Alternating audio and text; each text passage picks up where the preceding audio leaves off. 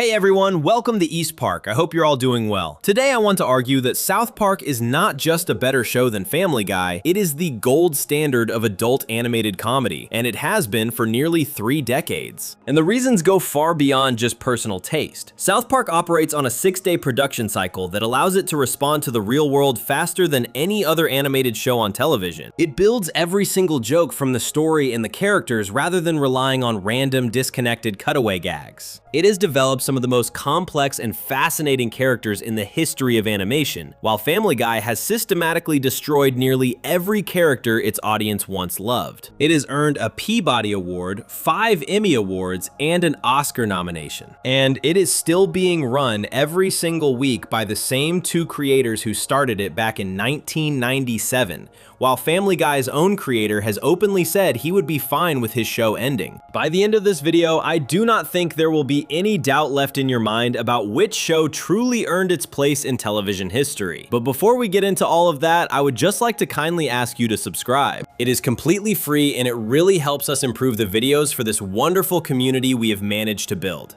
Anyway, that is enough, let us begin. 6 days to air, the production model that changed everything. There is one fact about South Park that, once you hear it, changes the way you look at the show forever. Every single episode of South Park is made in just 6 days. Not 6 months, not 6 weeks, 6 days. From the very first idea being thrown around in the writer's room to the finished episode being sent off to Comedy Central in New York, the entire thing is done in less than a week. And that is not a rumor or something fans made up online. That is a real, proven, and well-recorded fact. In 2011, a documentary called 6 Days to Air, The Making of South Park, was released on Comedy Central. It was directed by a filmmaker named Arthur Bradford, who had been friends with Trey Parker and Matt Stone for close to 17 years before making it. The documentary followed the creation of the season 15 premiere episode Humancentipad from start to finish, and it showed the world just how wild and intense the process of making South Park really is. Now, to understand why this matters so much and why it gives South Park such a massive advantage over a show like Family Guy, you need to understand how most animated shows are made. A typical animated show, Family Guy included, takes anywhere from 9 months to a full year to finish a single episode. That means the jokes the writers come up with in January might not actually air until the following year. The pop culture references they include might already feel old by the time you see them on your screen. The political events they try to comment on might have already been forgotten. That is just how the system works for most shows. But South Park threw that entire system out the window. When Trey Parker and Matt Stone sit down to start a new episode, they do not have a script ready. They do not have the animation done. They do not even have a full idea for what the episode is going to be about. The documentary showed this very clearly. The process begins on a Thursday, with Parker, Stone, and the rest of the writing team sitting in a room and just talking. They talk about what is going on in the world. They talk about what is annoying them. They talk about what is funny.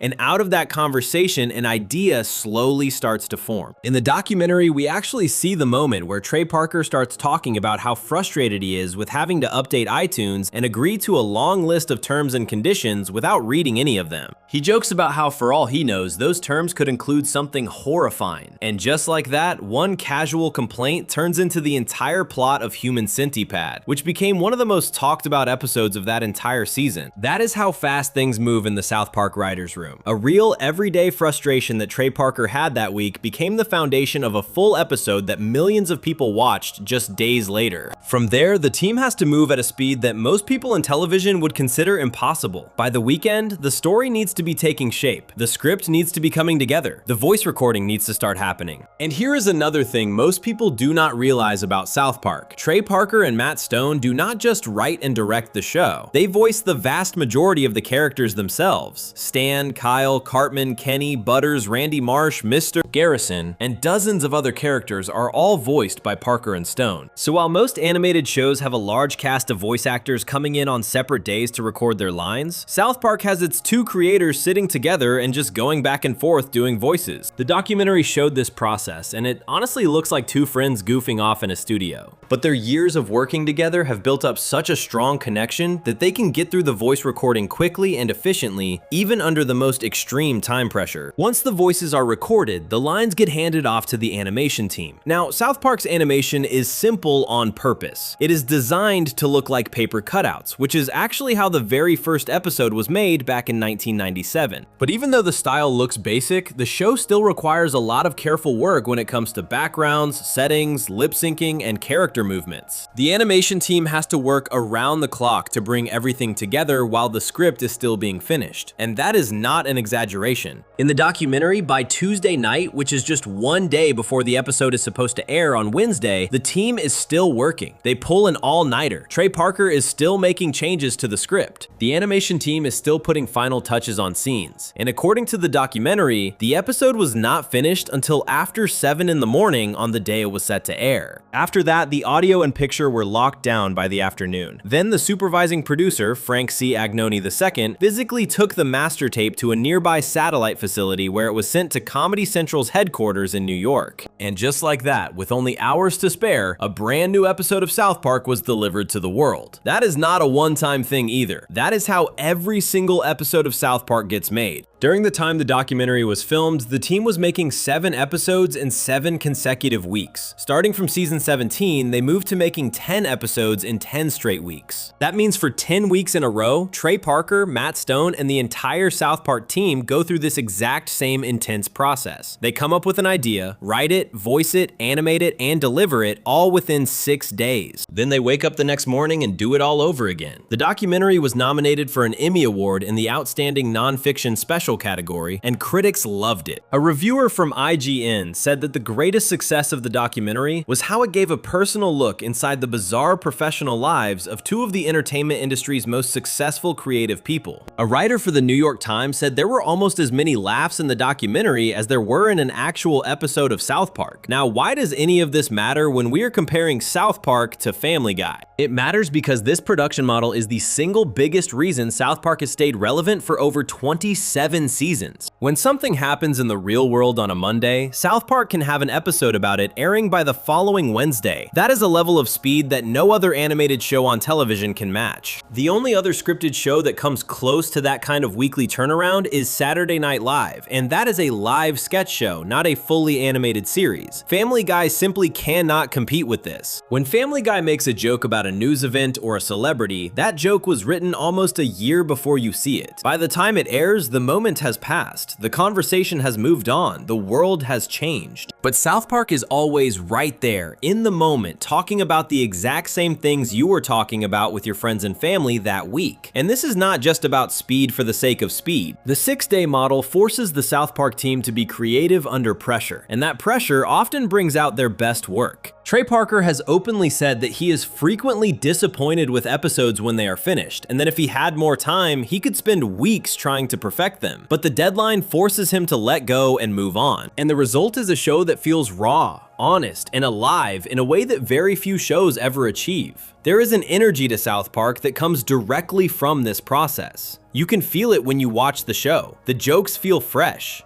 The commentary feels sharp. The whole thing feels like it was made by people who genuinely care about what is happening in the world right now, not what was happening a year ago. Family Guy, on the other hand, has a completely different energy. And that is not meant as an insult to the animators and artists who work on Family Guy, because the show does have smooth, polished animation that clearly takes a lot of skill to produce. But polished animation takes time, and time is the enemy of relevance. When you spend a year making a single episode, you end up with something that looks clean and moves nicely, but it often feels disconnected from the real world. It feels like entertainment for entertainment's sake, which is fine, but it is a very different thing from what South Park offers. South Park offers a mirror. It shows you what the world looks like right now, this week, through the lens of 4 kids in a small town in Colorado. And it can only do that because of the 6-day production model that Trey Parker and Matt Stone have committed to for nearly 3 decades.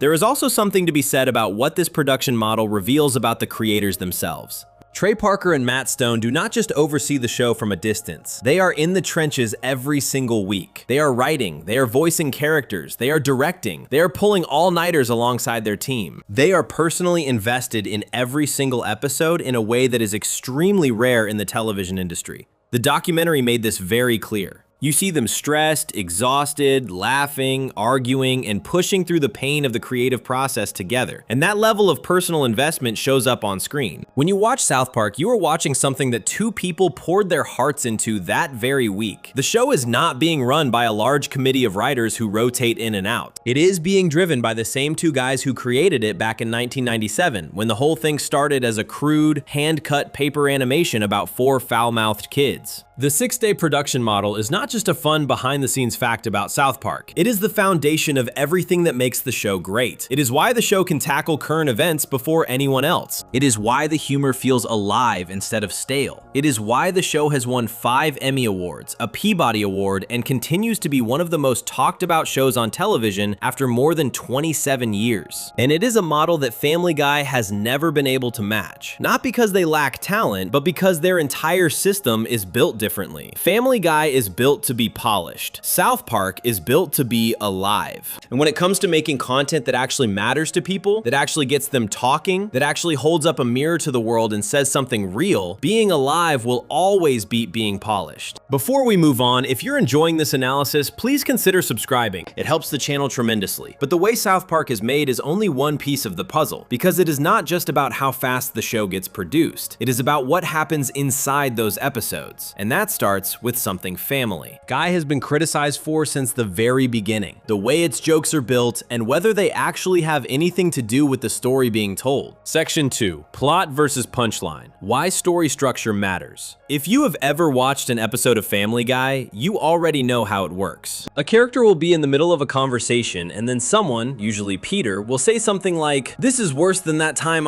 or "This reminds me of when," and then the screen cuts away to a completely random scene that has absolutely nothing to do with what was happening in the episode. Maybe Peter is suddenly in ancient Rome fighting a gladiator. Maybe he is on a game show with a celebrity from the 1970s. Maybe he is just standing somewhere doing something strange for 30 seconds. Then the scene cuts back to the living room and the story continues like nothing happened. That is what is known as a cutaway gag, and it is the single most defining feature of Family Guy's comedy style. It is also the single biggest reason why so many people, critics, fellow animators, and even South Park's own creators believe that Family Guy's writing is fundamentally weaker than South Park's. Now, there is nothing wrong with a cutaway gag on its own. In the early seasons of Family Guy, especially seasons 1 through 5, some of these cutaways were genuinely hilarious. They caught people off guard, they were weird and unexpected, and because the show was new, the format itself felt fresh.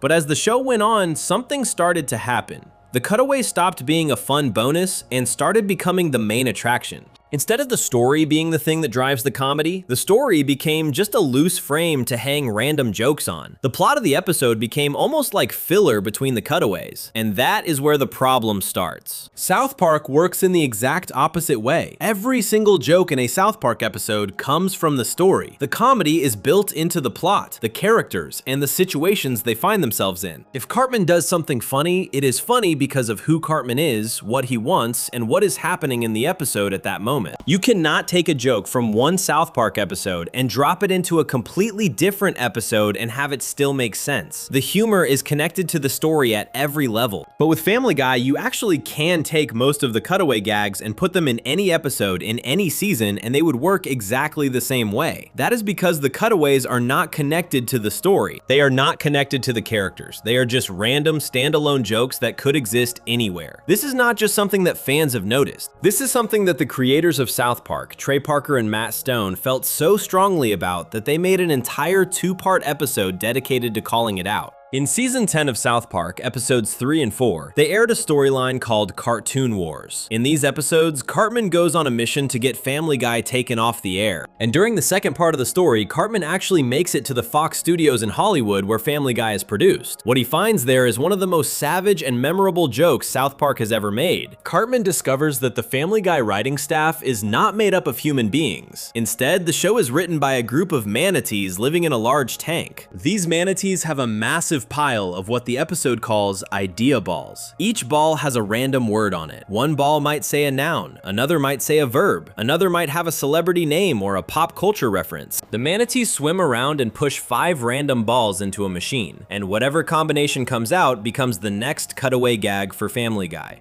So for example, the manatees might push out the balls that say laundry, date, winning, Mexico, and Gary Coleman.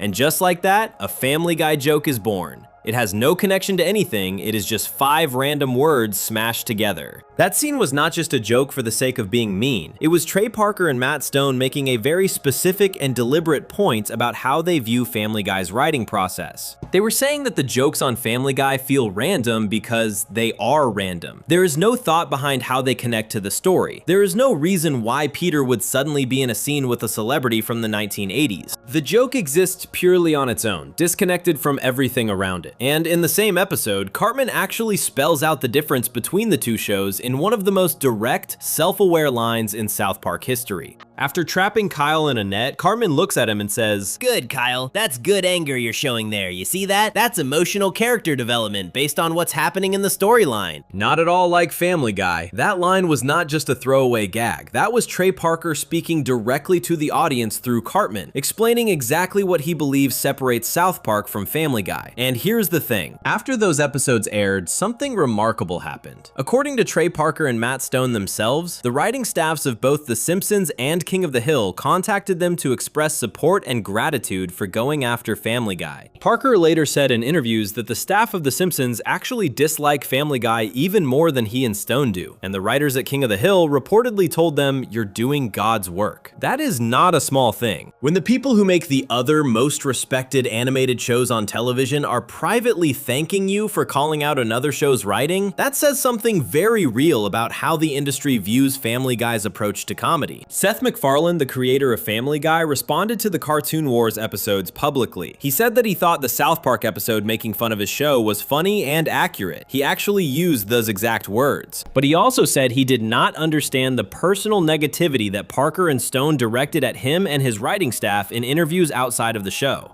He felt that the criticism within South Park itself was fair game, but the comments they made in press interviews about his team crossed a line. And honestly, that is a reasonable response. But the fact that even MacFarlane admitted the parody was accurate tells you everything you need to know about how Family Guy's own creator views the criticism of his show's writing structure. Now, why does story structure matter so much? Why should anyone care whether the jokes come from the plot or from random cutaways? The answer is simple. When jokes come from the story, they stick with you. They mean something. They make you care about the characters. They make you feel like you are watching a real narrative unfold, not just a collection of unrelated sketches glued together. When you watch a South Park episode like Make Love Not Warcraft from season 10, every single funny moment in that episode comes from the story of the boys trying to defeat a player who keeps killing everyone in World of Warcraft. The comedy builds and builds because the stakes of the story keep rising. You are laughing harder and harder as the episode goes on because you are invested in what is happening. That episode won an Emmy Award for Outstanding Animated Program, and a huge part of why it worked so well is because the humor and the story were the same thing. You could not separate them. Compare that to a typical modern Family Guy episode. The episode might start with Peter doing something at work. Then there's a cutaway about a celebrity. Then the story continues for a minute. Then there's another cutaway about a movie from the 1980s. Then something happens with Stewie. Then there is a cutaway that lasts almost 3 minutes and has nothing to do with anything. By the end of the episode, you might remember a couple of the cutaway gags, but you probably do not remember what the actual story of the episode was about. And that is the fundamental problem. The cutaways are entertaining in the moment, but they do not build toward anything. They do not create a feeling of satisfaction at the end. They do not make you care about what happens to the characters. They are just moments that exist and then disappear. One of the most criticized examples of this in Family Guy's history is the Conway Twitty gag. In the episode Bill and Peter's Bogus Journey, a character makes a brief joke and then the show suddenly cuts to a full performance of country singer Conway Twitty singing one of his songs. The clip goes on for a painfully long time. It is not a parody, it is not commenting on anything, it is just a real clip of Conway Twitty performing inserted into the middle of the episode as if that counts as comedy. And the show did this same gag multiple times across different seasons. Fans and critics widely consider the Conway Twitty cutaways to be some of the laziest moments in the entire history of the show. Because when you strip away the surprise factor, there is nothing there. There is no joke. There is no connection to the story. It is just dead air dressed up as a gag. South Park would never do something like that, and the reason is built into the DNA of the show. Because South Park is made in just 6 days, as we talked about earlier, every single minute of screen time has to count. There is no room for filler, there is no room for 3-minute cutaways that go nowhere. The story has to be tight, the jokes have to serve the plot, and the whole thing has to build towards something by the end. That time pressure actually forces the South Park team to write better, because they cannot afford to waste even a few seconds on something that does not push the story forward. And this is something that even Family Guy fans have started to notice over the years. If you go online and read discussions about why Family Guy has declined in quality, the most common complaint you will find is that the cutaways have taken over the show. People say the cutaways used to be a fun seasoning sprinkled on top of a solid story, but over time they became the entire meal. The stories got thinner, the characters stopped mattering, the plots became predictable and forgettable, and the cutaways themselves started to feel repetitive because once you have done 1,000 of them, the format itself is no longer surprising. You know exactly what is coming every time a character starts a sentence with, "This reminds me of the time." The staff at the Family Guy Wiki, which is a fan-run site dedicated to the show, even defines the cutaway gag by saying that the scenes generally don't have anything to do with the story. They explain that the cutaways are implied to be stories made up by the characters, and that the incidents shown did not really happen. When the fans who love your show the most are openly acknowledging that the jokes have nothing to do with the story, and that the events in them are not even real within the show's own world, that is a pretty clear sign that the writing structure has a fundamental weakness. South Park does not have this problem, because South Park treats its episodes like actual stories. Every episode has a beginning, a middle, and an end. The jokes escalate alongside the plot. The characters react to things that are happening in the episode, not things that happened in a random fantasy sequence. And because of that, South Park episodes feel complete. They feel like you have been taken on a journey. Whether that journey makes you laugh, think, or even feel emotional, you always walk away feeling like you experienced something with a point. Family Guy episodes, more often than not, feel like you just watched a highlight reel of disconnected moments that could have been arranged in any order and it would not have made a difference. That difference in writing philosophy is not just about jokes, it affects everything about the shows. It affects how you feel about the characters. It affects whether you remember the episodes a week later. It affects whether the show has anything meaningful to say. And most importantly, it affects whether the show can grow and evolve over time. Because when your comedy is built on story, your characters can change. They can develop. They can become deeper and more interesting with every season. But when your comedy is built on cutaways, your characters stay exactly the same, because they do not need to be anything more than a setup for the next random joke. Before we move on, if you're enjoying this analysis, please consider subscribing. It helps the channel tremendously. And that brings us to what might be the biggest difference between these two shows, the characters themselves, and how one show turned a loud, overweight cartoon kid into one of the most complex and fascinating villains in television history, while the other show took a lovable, well-meaning father and slowly destroyed everything that made him worth watching. Section 3. Cartman versus Peter, a masterclass in character development. If you want to understand the difference between a show that cares about its characters and a show that does not, all you have to do is look at two people, Eric Cartman from South Park and Peter Griffin from Family Guy. These are the most iconic characters from each show. They're the ones people think of first. They are the ones that get the most screen time, the most storylines, and the most attention from the writers. And the way each show has handled these two characters over the years tells you everything you need to know about why South Park is a better show. Because one of these characters has been carefully built up over nearly 3 decades into one of the most complex, unpredictable, and fascinating figures in the entire history of animated television. And the other one was slowly torn apart by his own writers until there was almost nothing left of what made him fun to watch in the first place. Let us start with Eric Cartman. When South Park first aired on August 13th, 1997, Cartman was introduced as a loud, overweight, bratty kid who was part of the main group of 4 boys alongside Stan, Kyle, and Kenny. In those early seasons, he was obnoxious and selfish, sure, but he was not evil. He was basically just the annoying kid that every group of friends has. He whined a lot, he begged his mom for stuff, he picked on his friends for small, petty reasons. But at the end of the day, he was still part of the group. The other boys still hung out with him. He was rude, but he was not dangerous. Trey Parker and Matt Stone, the creators of South Park, have said that Cartman was originally inspired by Archie Bunker from the classic television show All in the Family. They said in a 2008 interview that creating Cartman as a little 8-year-old fat kid made it easier for them to portray a Bunker-like character on modern television, because you can get away with putting bigoted and ignorant opinions in the mouth of a child in a way that you cannot with an adult character anymore. Matt Stone also also once said that kids are not nice, innocent, flower-loving little rainbow children.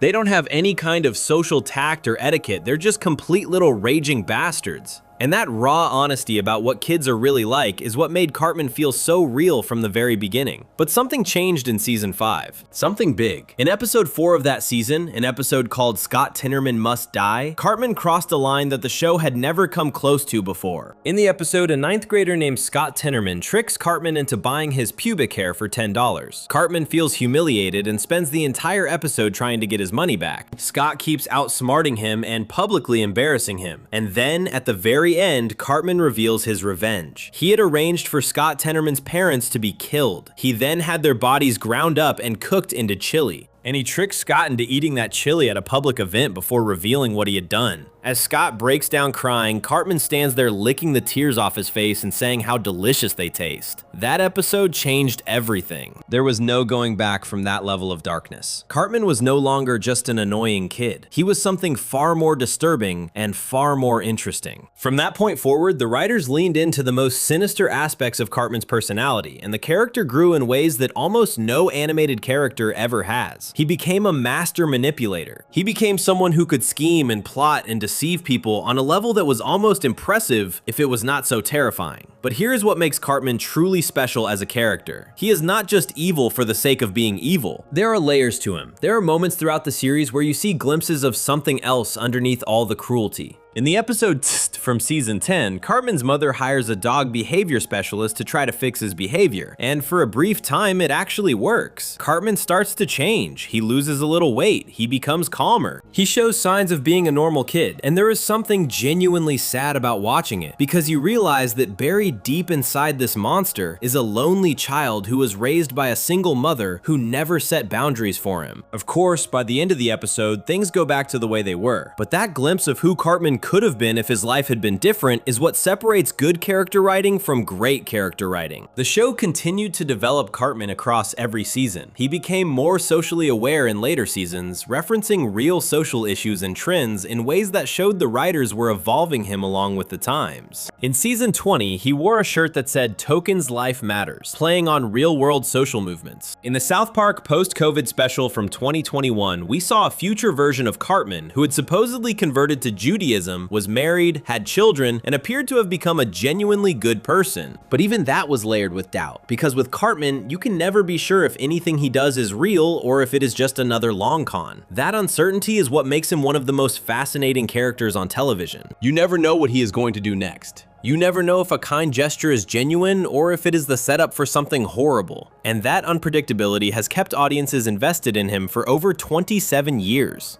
Trey Parker and Matt Stone have both said publicly and repeatedly that Cartman is their favorite character on the show and the one they most identify with. They have said he represents the darkest side of themselves, and the care they have put into his development shows. Cartman ranked 10th on TV Guide's 2002 list of the top 50 greatest cartoon characters. He ranked 19th on Bravo's 100 Greatest TV Characters special in 2004, and he ranked 2nd on MSNBC's 2005 list of TV's scariest characters, behind only Mr. Burns from The Simpsons. That is the kind of recognition that only comes when a character has genuine depth, when there is something about them that stays with people long after the episode is over. Now let us talk about Peter Griffin. And this is where things get sad, because the story of Peter Griffin is not a story about a character being built up over time. It is a story about a character being torn down. In the first few seasons of Family Guy, roughly seasons 1 through 5, Peter Griffin was genuinely likable. He was a dim-witted, overweight, working-class father who loved his wife Lois and cared about his kids. He was not the smartest guy in the room. He made bad decisions. He got into ridiculous situations because of his stupidity. But at his core, he meant well. He was affectionate toward his family. He learned lessons at the end of episodes. He was basically a cartoon version of every well-meaning but clumsy dad you have ever met. And that made him relatable. That made people root for him. Seth MacFarlane, the creator of Family Guy, based Peter's voice on a security guard he knew while attending college. And in those early seasons, there was a warmth to the character that came through in every episode. Peter was the kind of guy you would want to grab a drink with. He was harmless, he was fun. But starting around season 8, something happened to Peter Griffin that fans fans and critics have spent years talking about. His character changed dramatically, and not in a good way. The warmth disappeared. The good intentions disappeared. The Peter Griffin of the later seasons is barely recognizable compared to the Peter Griffin of the early seasons. He went from being a lovable, well-meaning fool to being something much darker. He became cruel toward his family, especially his daughter Meg. In the early seasons, Peter never abused Meg. He was a flawed father, but he cared about her. In the later seasons, the show turned Meg into a punching bag, and Peter became one of the people throwing the punches. He mocked her constantly, he ignored her, he treated her like she did not matter. And the show played all of this for laughs, as if a father emotionally and sometimes physically abusing his daughter was supposed to be funny. It was not just Meg. Peter's treatment of everyone around him changed. He became more reckless, more selfish, and more willing to cause real harm to other people without any consequences. He stopped learning lessons at the end of episodes. He stopped showing genuine affection for his wife. He went from being an idiot with a heart to being what many fans and critics have described as a full-blown psychopath who happens to be a cartoon character. This is what fans of animation call Flanderization, which is when a character's personality gets stripped down to one or two extreme traits until that is all they are. Peter's defining trait in the early seasons was that he was dumb but lovable. By the later seasons, the lovable part was completely gone, and the dumb part had been cranked up so high that the character barely felt human anymore. And this did not just happen to Peter. It happened to almost every major character on Family Guy. Brian Griffin, the family dog, started out as a thoughtful, nuanced character who served as the show's voice of reason. Over time, he was turned into a preachy, hypocritical political mouthpiece, whose lectures became more annoying than funny with every passing season. Quagmire started out as a sleazy but harmless neighbor, and was gradually turned into a genuinely disturbing predator whose behavior crossed lines that even a dark comedy should think twice about crossing. Stewie started out as a brilliant, evil baby with plans for world domination, and was slowly softened into a completely different character who barely resembles his original self. Even Joe Swanson, who was introduced as one of the most competent and admired characters on the show despite being in a wheelchair, was eventually reduced to a bitter, helpless figure who existed mostly so the other characters could make jokes at his expense. The point is not that characters should never change. Characters should absolutely change. That is what good storytelling is all about. But there is a massive difference between characters growing and characters being hollowed out. South Park's characters have grown. Cartman evolved from a bratty kid into a complex villain whose every move keeps you guessing. Randy Marsh evolved from a background dad character into one of the funniest and most unpredictable characters on the show, with entire episodes and storylines built around his ridiculous behavior. Butters evolved from a minor background character into a deeply sympathetic kid who audiences genuinely care about. Kyle's moral compass has been tested and challenged across dozens of episodes, making him a stronger and more interesting character with every season.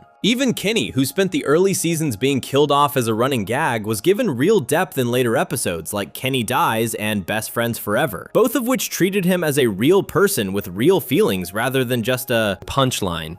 Family Guy's characters did not grow. They shrank. They were reduced to their simplest, most extreme traits, and then had those traits repeated over and over again until there was nothing else left. Peter is just dumb and mean now. Brian is just preachy and selfish now. Meg is just a victim now. Quagmire is just creepy now. And when your characters stop feeling like real people, even cartoon real people, the audience stops caring about what happens to them. You can still laugh at a joke here and there, but you do not feel anything. You do not remember the episode the next day. You do not talk about it with your friends. You just move on and forget about it. That is the fundamental difference. South Park makes you care about its characters because the writers treat them like they matter. Cartman is terrible, but you cannot look away from him because there is always something new to discover about who he is. Peter Griffin used to make you care, but the writers stopped treating him like he mattered, and now he is just a vehicle for the next random joke or the next act of meaningless cruelty. One show built its main character into a legend. The other show took a character people loved and slowly broke him until there was nothing left to love. Before we move on, if you're enjoying this analysis, please consider subscribing. It helps the channel tremendously. And it is not just the characters that separate these two shows. It is the recognition they have received from the people whose job it is to judge the quality of television. Because when you look at the awards, the honors, and the critical praise these shows have earned over the years, the gap between South Park and Family Guy becomes impossible to ignore. Section 4. The Peabody Award and Critical Recognition. There are a lot of ways to argue about which show is better. You can talk about the writing, you can talk about the characters, you can talk about the humor. But at some point, you have to look at what the actual experts think, the people whose entire job is to watch television and decide what is good and what is not.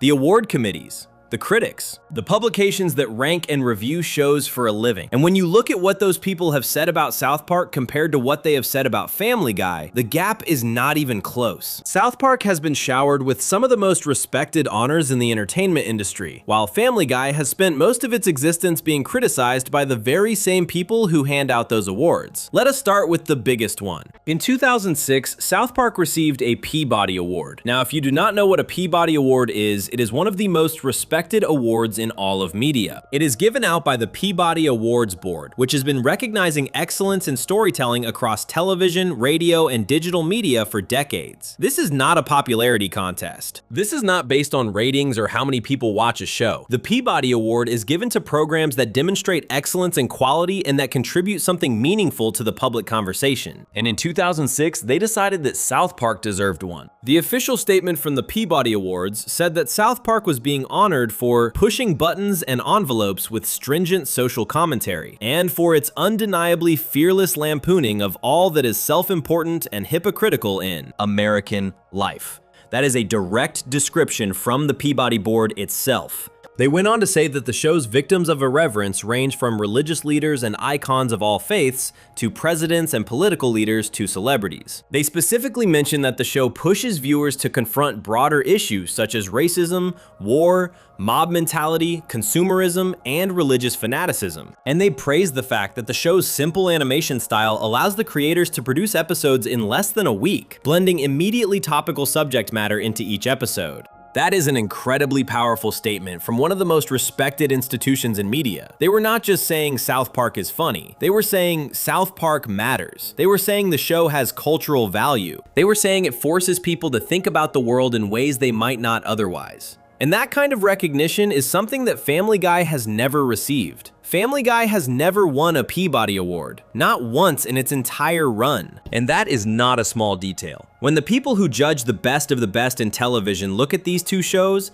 they chose South Park as the one that deserves to be honored for its contribution to American culture. That tells you something very real about how these two shows are viewed by the people who take television seriously. But the Peabody is just the beginning. South Park has also won 5 Primetime Emmy Awards for Outstanding Animated Program. 5. That is an enormous number for any animated show, and it speaks to the consistent quality of the series across many different seasons. The first Emmy win came in 2005 for the episode Best Friends Forever. That episode was about Kenny getting a PSP and becoming so good at a game on it that he was chosen to lead the armies of heaven. It dealt with themes of life, death, and the right to die debate that was happening in the real world at that time, specifically the Terry Schiavo case that was all over the news. The episode managed to be hilarious and deeply thoughtful at the same time, which is exactly the kind of thing the Emmy voters look for. The second Emmy win came in 2007 for Make Love Not Warcraft, which is the episode about the boys spending weeks playing World of Warcraft to defeat an overpowered player who keeps killing everyone in the game. That episode became one of the most beloved episodes in the entire history of the show, and it resonated with millions of gamers and non-gamers alike because of how perfectly it captured the obsession and absurdity of online gaming culture. In 2008, the show won again, this time for the Imagination Land trilogy, which was a 3-part epic about the boys entering a world where everything humans have ever imagined comes to life, only for that world to be attacked by terrorists. That trilogy won in the category of Outstanding Animated Program for programming 1 hour or more, which is a separate and equally competitive category. Then in 2009, South Park won for Margaritaville, an episode that tackled the global economic crisis by comparing the way people were reacting to the recession to the way people in ancient times would sacrifice to angry gods. That episode aired while the financial crisis was still happening in the real world, and it managed to explain complex economic ideas in a way that was both hilarious and genuinely insightful. And the 5th Emmy win came in 2013 for Raising the Bar, an episode that addressed childhood obesity and the culture of celebrating mediocrity, famously featuring a parody of the reality television star Honey Boo Boo. On top of those 5 wins, South Park has been nominated for the Emmy Award for Outstanding Animated Program 18 times across its run.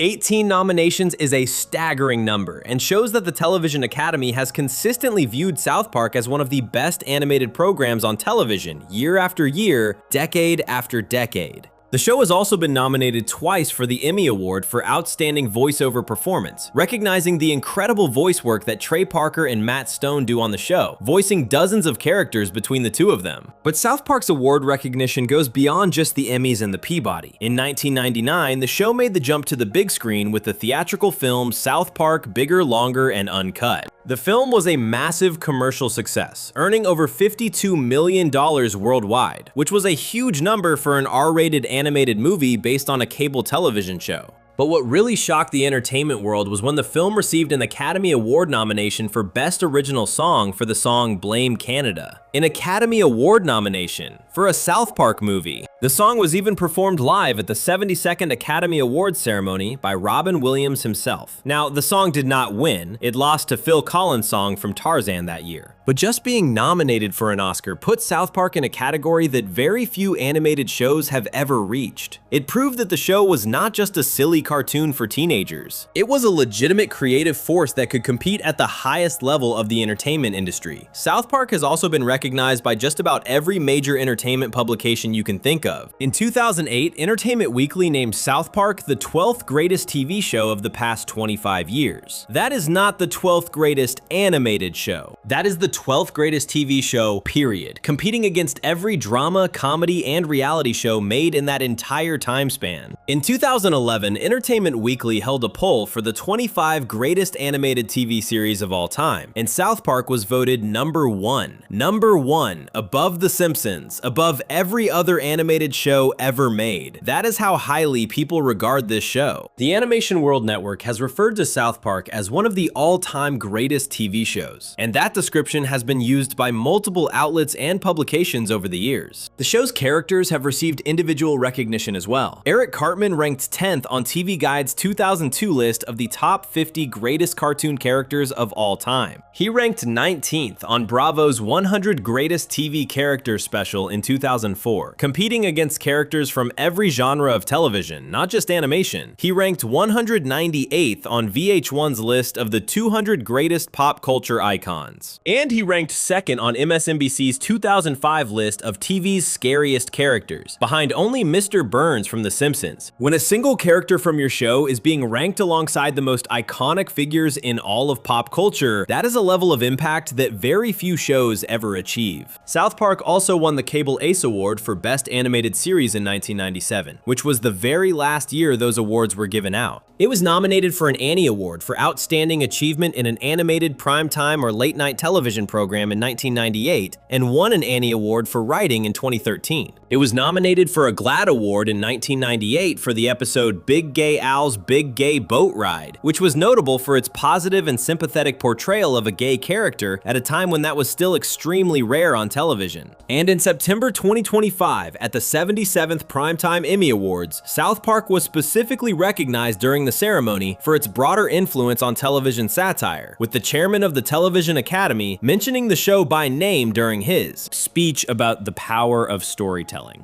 Now, what about Family Guy? Family Guy is certainly a popular show. It has been on the air since 1999. And it was even canceled twice before being brought back due to strong DVD sales and high ratings for reruns on Cartoon Network's Adult Swim block. The show regularly attracts millions of viewers, and at various points it has been the #1 rated entertainment show on Sunday nights. Nobody is denying that Family Guy is popular, but popularity and critical respect are two very different things. And when it comes to critical respect, Family Guy has struggled in ways that South Park never has. Family Guy has never received a Peabody Award. It has never been voted the greatest animated show of all time by any major publication. Its characters have not received the same kind of individual recognition from TV Guide, Bravo, or other major entertainment outlets that South Park's characters have. And while the show has received some Emmy nominations over the years, its relationship with critics has been far more complicated and far less positive than South Park's. The criticism of Family Guy from professional critics has been consistent and harsh. Critics have targeted the show's reliance on cutaway gags, its characterization animation problems, its excessive pop culture references, and its writing outside of those gags. The show has been unfavorably compared to both The Simpsons and South Park by multiple critics and publications. The Parents Television Council, which monitors content on broadcast television, has named Family Guy the worst TV show of the week on at least 40 separate occasions, and has filed numerous complaints about the show with the Federal Communications Commission. Now, being controversial is not automatically a bad thing. South Park is controversial too, but the difference is that South Park's controversy comes from saying something meaningful about the world, while Family Guy's controversy often comes from shock value that does not serve any larger point. Even within the animation industry itself, Family Guy has faced criticism from its peers. The Simpsons writer and producer Al Jean publicly said in 2003 that Family Guy was a little too derivative of The Simpsons, and that the show should be more original. Multiple episodes of The Simpsons have poked fun at Family Guy, with some directly implying that McFarlane's show is guilty of borrowing too heavily from Matt Groening's creation. At San Diego Comic-Con in 2010, Simpsons writer Matt Selman jokingly said about Seth MacFarlane, "Come on, Seth MacFarlane does one show 3 times," referring to the similarities between Family Guy, American Dad, and The Cleveland Show. And as we covered in the last section, the staffs of both The Simpsons and King of the Hill privately thanked South Park's creators after the Cartoon Wars episodes aired for calling out Family Guy's writing style. The difference in critical recognition between these two shows is not a matter of opinion, it is a matter of public record. South Park has a Peabody Award, 5 Emmy wins, 18 Emmy nominations, an Oscar nomination. It has been named the #1 animated show of all time and one of the greatest TV shows ever made across all genres. Family Guy has none of those top honors. It has popularity, it has ratings, it has a massive fan base. But when the most respected voices in television sit down to decide which shows represent the best of what the medium can do, they keep choosing South Park. And they keep choosing it because South Park does something that Family Guy has never figured out how to do consistently. It uses its comedy to actually say something about the world.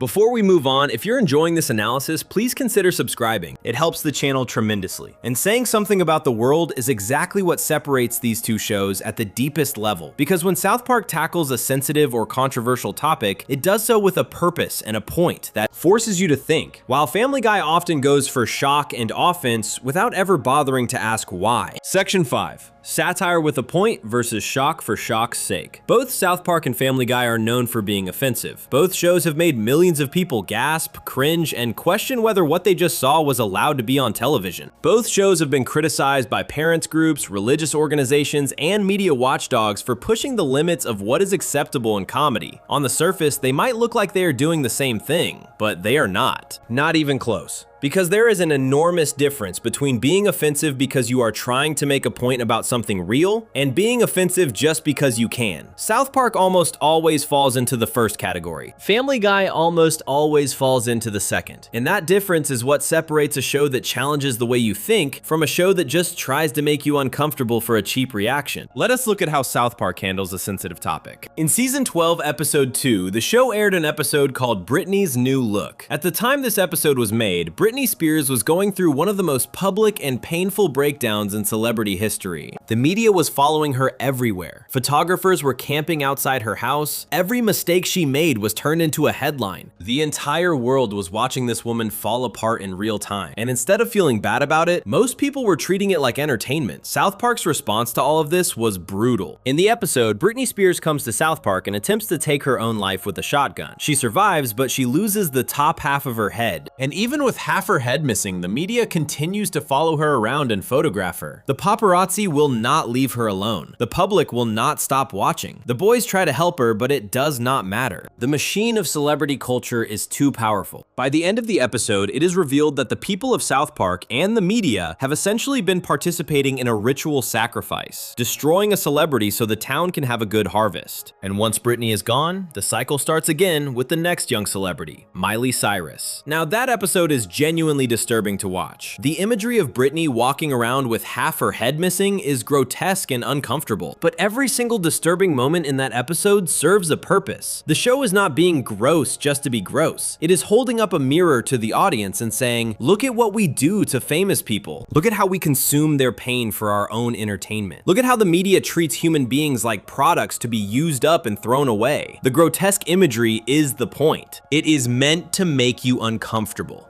because the real-world situation it is commenting on should make you uncomfortable. That is what satire does. It takes something that people accept as normal and exaggerates it until you can see how messed up it really is. South Park does this over and over again across its entire run. In the season 10 episode Make Love, Not Warcraft, the show used the world of online gaming to comment on addiction, obsession, and the way people escape from their real lives into virtual ones. The episode was hilarious, but it also had something to say about what happens when people lose themselves in a fantasy world. In the season 13 episode Margaritaville, the show tackled the 2008 global financial crisis by comparing the way Americans were reacting to the recession to ancient people making sacrifices to an angry god. The episode made the complicated world of economics and banking accessible and funny, but it also made a sharp point about how irrational and superstitious people become when they are scared about money. That episode won an Emmy Award because it managed to do something almost no other show was doing at the time. It explained what was happening in the economy in a way that anyone could understand, and it did it through comedy. In the season 9 episode Trapped in the Closet, South Park took on the Church of Scientology by having Stan be declared the reincarnation of L. Ron Hubbard, the founder of the religion. The episode laid out the actual beliefs of Scientology on screen, with a banner running across the bottom that said, "This is what Scientologists actually believe." The episode caused a massive controversy. Isaac Hayes, who voiced the character Chef on South Park and was himself a Scientologist, left the show because of it. Tom Cruise was reportedly furious about his portrayal in the episode, but the show did not back down. It aired the episode and stood by it, because Parker and Stone believed that if something is absurd, it should be called absurd, no matter how powerful the people behind it are. That is the kind of courage that earns a show a Peabody Award. That is satire with a spine. In the season 11 episode With Apologies to Jesse Jackson, Randy Marsh accidentally says a racial slur on national television while appearing on a game show. The rest of the episode deals with the fallout. Randy tries to apologize, he tries to make things right, but the episode does not let him off the hook easily. It explores what it actually means to say something that hurtful, how it affects the people around you, and whether a simple apology is ever really enough. At the same time, there is a subplot where a group of little people confront Cartman about the word midget, drawing a direct parallel between different forms of disrespectful language. The episode is uncomfortable and awkward and at times very funny, but everything in it serves the larger conversation about how words have real power and real consequences. That is the pattern with South Park. The show picks a topic, it exaggerates it to an extreme, and through that exaggeration, it forces you to confront something real about the world. You might laugh, you might cringe, you might feel angry, but you always walk away thinking about something. The comedy is the vehicle, but the message is the destination. Now let us look at how Family Guy handles similar territory, and this is where the difference becomes painfully clear. In the season 11 episode Turban Cowboy, Peter Griffin befriends a Muslim man and briefly converts to Islam. During the episode, there is a cutaway gag where Peter is shown driving his car through the runners at the Boston Marathon, mowing people down and killing them. The gag has no deeper meaning. It is not commenting on terrorism. It is not commenting on religion. It is not commenting on violence in America. It is just a random, violent image thrown into the episode for shock value.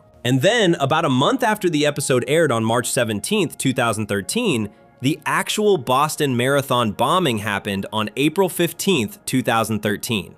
Fox immediately pulled the episode from their website and from Hulu. They said they had no immediate plans to air it again, although it did eventually return to broadcast by 2014. Now, obviously the writers of Family Guy had no way of knowing that a real bombing would happen at the Boston Marathon. That is not the point. The point is that the joke existed at all. What was the purpose of showing Peter killing marathon runners? What was the commentary? What was the message? There was none. It was just violence for the sake of a quick, shocking laugh. And when something terrible happened in the real world that resembled the joke, the emptiness of that kind of humor was exposed for everyone to see. That is not an isolated example. Family Guy has a long history of going to dark places without ever having a reason to be there. In the episode Screams of Silence, the story of Brenda Q from season 10, the show did an episode about domestic violence involving Quagmire's sister Brenda, who was in an abusive relationship with her boyfriend Jeff. The portrayal of the abuse in that episode was extremely graphic and uncomfortable to watch. But unlike South Park, which would have used that discomfort to make the audience think about the the issue of domestic violence in a deeper way, Family Guy mostly just showed the abuse happening and then resolved the situation by having the characters kill Jeff at the end. Critics said the episode was uncomfortable and lacked sensitivity. It went too far without ever earning the right to go there, because it never had anything meaningful to say about the topic it was depicting. In another example, the character of Brian Griffin, the family dog, has been shown on multiple occasions pursuing inappropriate relationships. In the episode Scammed Yankees from season 18, Brian begins pursuing Meg's underage friend Patty after walking in on her getting changed. This was not the first time Brian had been shown behaving this way. He had made advances toward Lois on more than one occasion throughout the series. These moments are played for laughs, but there is no commentary behind them. The show is not making a point about predatory behavior or questioning why someone would act this way. It is just showing a character doing something creepy and expecting the audience to laugh because it is unexpected. That is shock value without substance. That is the opposite of what South Park does. Family Guy has also been heavily criticized for its treatment of sensitive topics involving minorities and marginalized groups. While South Park uses its characters to mock ignorance and bigotry by making the bigots the butt of the joke, Family Guy often makes jokes that are simply at the expense of the people being targeted. When Cartman says something racist on South Park, the audience is meant to laugh at Cartman for being so ignorant and hateful. He is the joke. His stupidity is the joke. But when Family Guy makes a joke about a minority group, there's often no layer of irony or social commentary underneath it. The joke is just the stereotype itself. Multiple critics and publications have pointed this out over the years. One analysis noted that South Park points an accusing finger at the ignorant, while Family Guy is just ignorant. That is a harsh statement, but it captures the fundamental difference in how these two shows approach offensive humor. The Parents Television Council, which has been a vocal critic of both shows, has actually drawn distinctions between them. While they have criticized South Park many times, they have reserved their harshest and most frequent attacks for Family Guy, naming it the worst TV show of the week over 40 times, and filing complaint after complaint with the Federal Communications Commission. And while being hated by a conservative media watchdog is not automatically a sign that a show is bad, the sheer volume of complaints against Family Guy compared to South Park suggests that even the people who hate both shows can tell the difference between offensive comedy that serves a purpose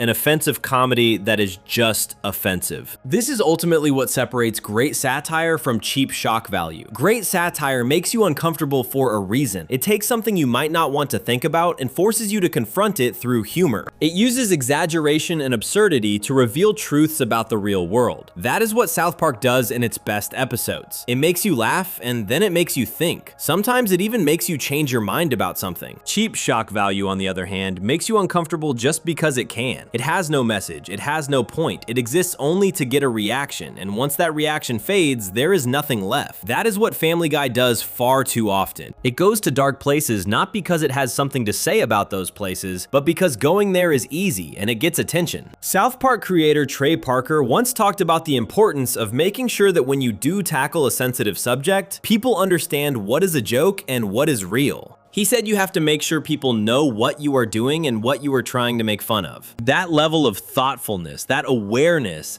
that comedy about serious topics comes with a responsibility is built into every controversial episode South Park has ever made. Family Guy does not operate with that same level of care, and it shows in the quality and impact of their respective episodes. Before we move on, if you're enjoying this analysis, please consider subscribing. It helps the channel tremendously. And perhaps nobody understood this difference better than Parker and Stone themselves, because they did not just talk about it in interviews. They built an entire two-part episode around it, went to war with Family Guy on screen, and in the process created one of the most legendary moments in the history of adult animation. Section 6. Cartoon Wars, when South Park called out Family Guy to its face. Most shows that have a problem with another show keep it behind closed doors. They might make a small joke here or there, they might say something in an interview, but they do not dedicate 2 entire episodes to tearing the other show apart piece by piece on national television. South Park did exactly that. In April 2006, during season 10, South Park aired a 2-part storyline called Cartoon Wars. Part 1 was episode 3 and part 2 was episode episode 4. Together, these two episodes became one of the most talked about events in the history of adult animation. They were not just funny, they were not just controversial, they were a full-scale declaration of war against Family Guy, delivered with the kind of confidence and precision that only a show operating at the top of its game could pull off. And what makes the whole thing even more remarkable is that the criticism was so accurate, so well constructed, and so undeniable that even the creator of Family Guy himself admitted it was fair. The story begins in Cartoon Wars Part 1. The people of South Park are in a panic because they have heard that an upcoming episode of Family Guy is going to show a depiction of the Prophet Muhammad as a character. Everyone in town is terrified that this will lead to a terrorist attack. They all gather at the community center to figure out what to do. The next morning, when no attack happens because Fox censored the image at the last minute, the town breathes a sigh of relief. But then the boys find out that the episode was actually a two-parter, and that the second part is going to air the following week without any censorship. This sends the town into a second wave of panic. Now here is where the episode gets brilliant. Cartman announces that he is going to Hollywood to try to get the Family Guy episode pulled off the air. He says he is doing it to protect people from getting hurt. He gives passionate speeches about safety and decency. And Kyle, who usually disagrees with everything Cartman says, actually starts to believe him. Kyle has a nightmare about terrorists attacking his little brother Ike, and he decides to go with Cartman to Los Angeles to stop the episode from airing. But as the story unfolds, it becomes clear that Cartman does not actually care about Muslim people or about anyone's safety. He is using the controversy as a cover for his real goal, which is simply to get Family Guy canceled because he hates the show. That is classic Cartman. He takes a real serious issue and twists it to serve his own selfish agenda. The boys set off on the road to Hollywood, and along the way, something interesting happens. A truck driver picks up Kyle and drops him off near Fox Studios. As they are driving, the truck driver talks about Family Guy. He says he knows the show is just joke after joke with no real plot holding it together. He knows the cutaways are random and disconnected, but he says he still likes it because it makes him laugh after a long day of work. And then he says something that cuts right to the heart of what Parker and Stone are trying to say. He says he prefers it because he does not want to have to think when he watches TV. He just wants to laugh. That moment is important because it shows that Parker and Stone are not saying Family Guy fans are stupid. They are saying that Family Guy is designed for a specific kind of easy, mindless entertainment, and they believe television can and should do more than that. When Cartman finally arrives at Fox Studios in Cartoon Wars Part 2, he runs into someone in the waiting room, and this is one of the most memorable moments in the entire two-parter. Sitting there, waiting to complain about Family Guy, is Bart Simpson. Bart tells Cartman that he hates Family Guy too. The two of them bond over their shared hatred of the show. But then they realize they need to figure out which one of them is better suited to convince the Fox executives to pull the episode. After a brief discussion, they agree that Cartman is by far the more evil and manipulative of the two, so he should be the one to do it. Now, the inclusion of Bart Simpson was not random. Parker and Stone put him in the episode because after the first part of Cartoon Wars aired, the writing staff of The Simpsons actually contacted them. According to Trey Parker, the people who write The Simpsons told them that they hate Family Guy even more than Parker and Stone do. The writers of King of the Hill also reached out and reportedly told them, "You're doing God's work." Parker later joked about it, calling it this animation solidarity moment where everyone did come together over their hatred of Family Guy. So, when Bart Simpson shows up in that waiting room,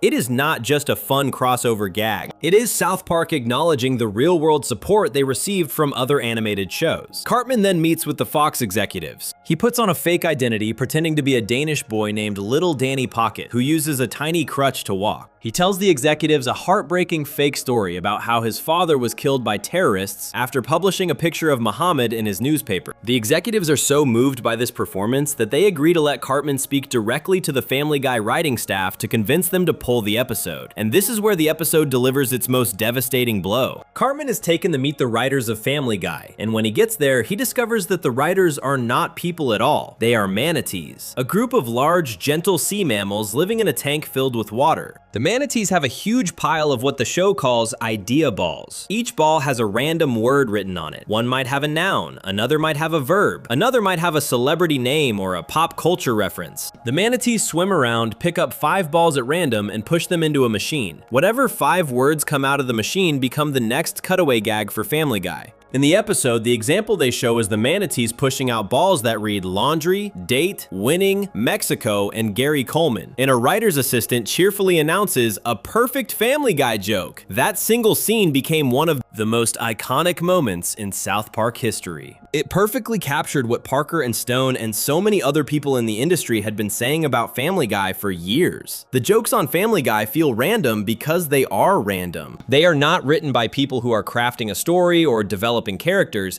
They are just random words and references smashed together with no thought behind how they connect to anything. But the genius of the manatee scene goes deeper than just a funny visual gag. The episode explains that the manatees have a very specific rule. If even one idea ball is removed from their tank, they will refuse to work. They believe that either everything is fair game to joke about or nothing is. Cartman uses this to his advantage. He sneaks into the tank and steals one of the idea balls, causing the manatees to stop working entirely. He then goes to the Fox president and convinces him that the manatees are being unreasonable and that the network should stand up to them and pull the episode. Meanwhile, Kyle has escaped from a net that Cartman and Bart had trapped him in. And when Kyle breaks free, Cartman looks at him and delivers one of the most famous lines in the entire series. He says, "Good, Kyle, that's good anger you're showing there, you see that?" That's emotional character development based on what's happening in the storyline, not at all like Family Guy. That line is not just Cartman talking. That is Trey Parker talking directly to the audience through his character. He is spelling out in the clearest possible terms the exact difference between what South Park does and what Family Guy does. South Park builds its comedy and its emotional moments from the story and the characters. Family Guy builds its comedy from random, disconnected gags that have nothing to do with anything. And by putting that distinction right there in the dialogue of the episode, Parker made sure that nobody could miss the point. The two-parter ends with Kyle convincing the Fox president to air the Family Guy episode uncensored, arguing that people cannot give in to threats and that free speech matters more than fear. The episode airs and the supposed depiction of Muhammad turns out to be completely harmless. But then the terrorists retaliate with their own cartoon, which is a crudely animated video showing President George W. Bush, Tom Cruise, Carson Kressley, Jesus Christ, and the American flag all being defecated on by each other. After the video plays, one of the terrorists proudly announces that their cartoon was way funnier than Family Guy. It is the final jab. Even the terrorists think they are funnier than Family Guy. Now here is what makes the Cartoon Wars saga even more fascinating. It was not just about making fun of Family Guy. Behind the scenes, Parker and Stone were fighting a real battle with their own network, Comedy Central. The original plan was for the Cartoon Wars episodes to open season 10, but Comedy Central pushed back hard against the depiction of Muhammad. Parker and Stone wanted to show Muhammad in the episode, standing there doing nothing offensive, as a way of proving a point about censorship and free speech. Comedy Central refused to air it. The network and its parent company Viacom felt that showing Muhammad could endanger public safety. Parker and Stone argued that the network was giving in to hypothetical violence, and that by refusing to show Muhammad while allowing the show to make fun of every other religion, they were being hypocrites. The network would not budge.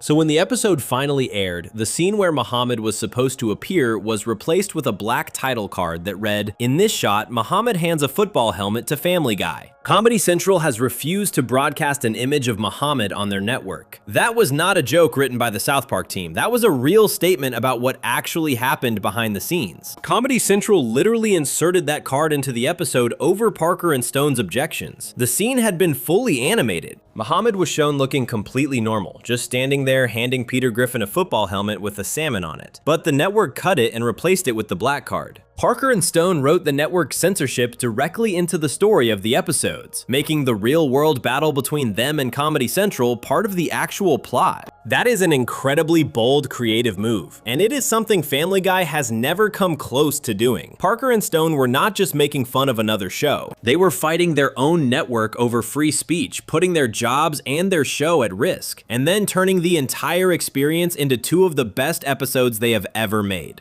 The reaction to Cartoon Wars was overwhelmingly positive. Critics praised the episodes for their sharp writing and for tackling both the Family Guy criticism and the censorship debate in a smart and entertaining way. Seth MacFarlane, the creator of Family Guy, publicly responded to the episodes. He said that he thought the South Park episode making fun of his show was funny and accurate. Those were his exact words. But he also said that he did not understand the personal negativity that Parker and Stone directed at him and his writing staff in interviews.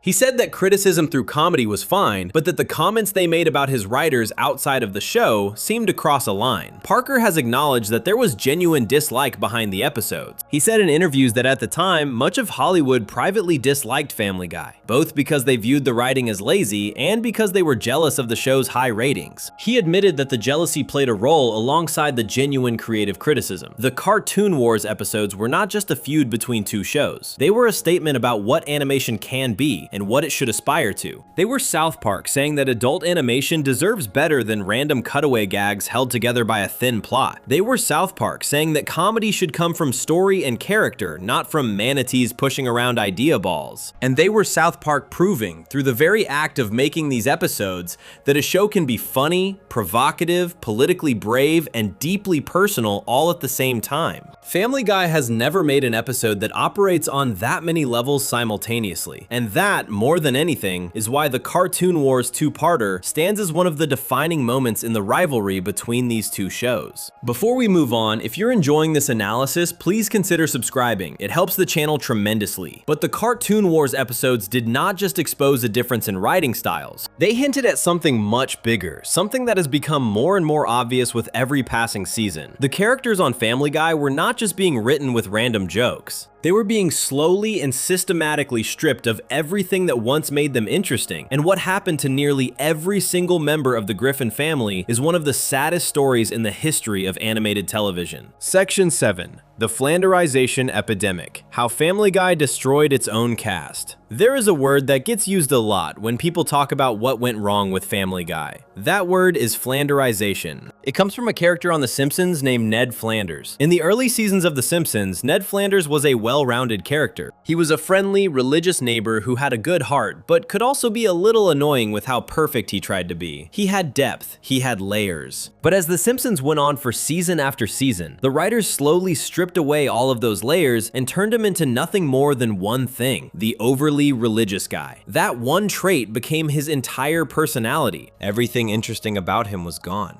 All that was left was the most extreme version of his most obvious characteristic. That process of taking a complex character and reducing them to a single exaggerated trait is what people now call Flanderization. And while The Simpsons gave the phenomenon its name, Family Guy might be the single worst example of it in the entire history of animated television. We already talked about Peter Griffin in an earlier section, so we do not need to go too deep into him again. But it is worth repeating the basics because his transformation sets the stage for what happened to everyone else on the show. In the first 5 seasons of Family Guy, Peter was a dim-witted but good-hearted father. He loved his wife Lois, he cared about his kids. He made stupid decisions, but he usually learned something by the end of the episode. He was the kind of character that audiences could root for because even when he messed up, you could tell he meant well. Starting around season 8, all of that changed. Peter became meaner, crueler, and more reckless with every passing season. His stupidity went from being a lovable flaw to being something genuinely dangerous. He began abusing his daughter Meg on a regular basis, something that never happened in the early seasons. He stopped caring about the consequences of his actions. He stopped learning lessons. He went from a bumbling dad with a heart of gold to what fans and critics have described as a psychopathic man-child who causes real harm to the people around him and feels nothing about it. But Peter's transformation, as bad as it is, was just the beginning. What happened to the rest of the Family Guy cast is almost worse, because at least Peter was always the center of the show. The other characters were supposed to provide balance, depth, and variety. Instead, one by one, they were all broken down in the same way Peter was. Let us start with Brian Griffin, the family dog. Brian is one of the most important characters on Family Guy. In the early seasons, he was the voice of reason in the Griffin household. He was intelligent, thoughtful, and had a dry sense of humor that balanced out Peter's wildness. He had real conversations with the family. He had goals and ambitions. He wanted to be a writer.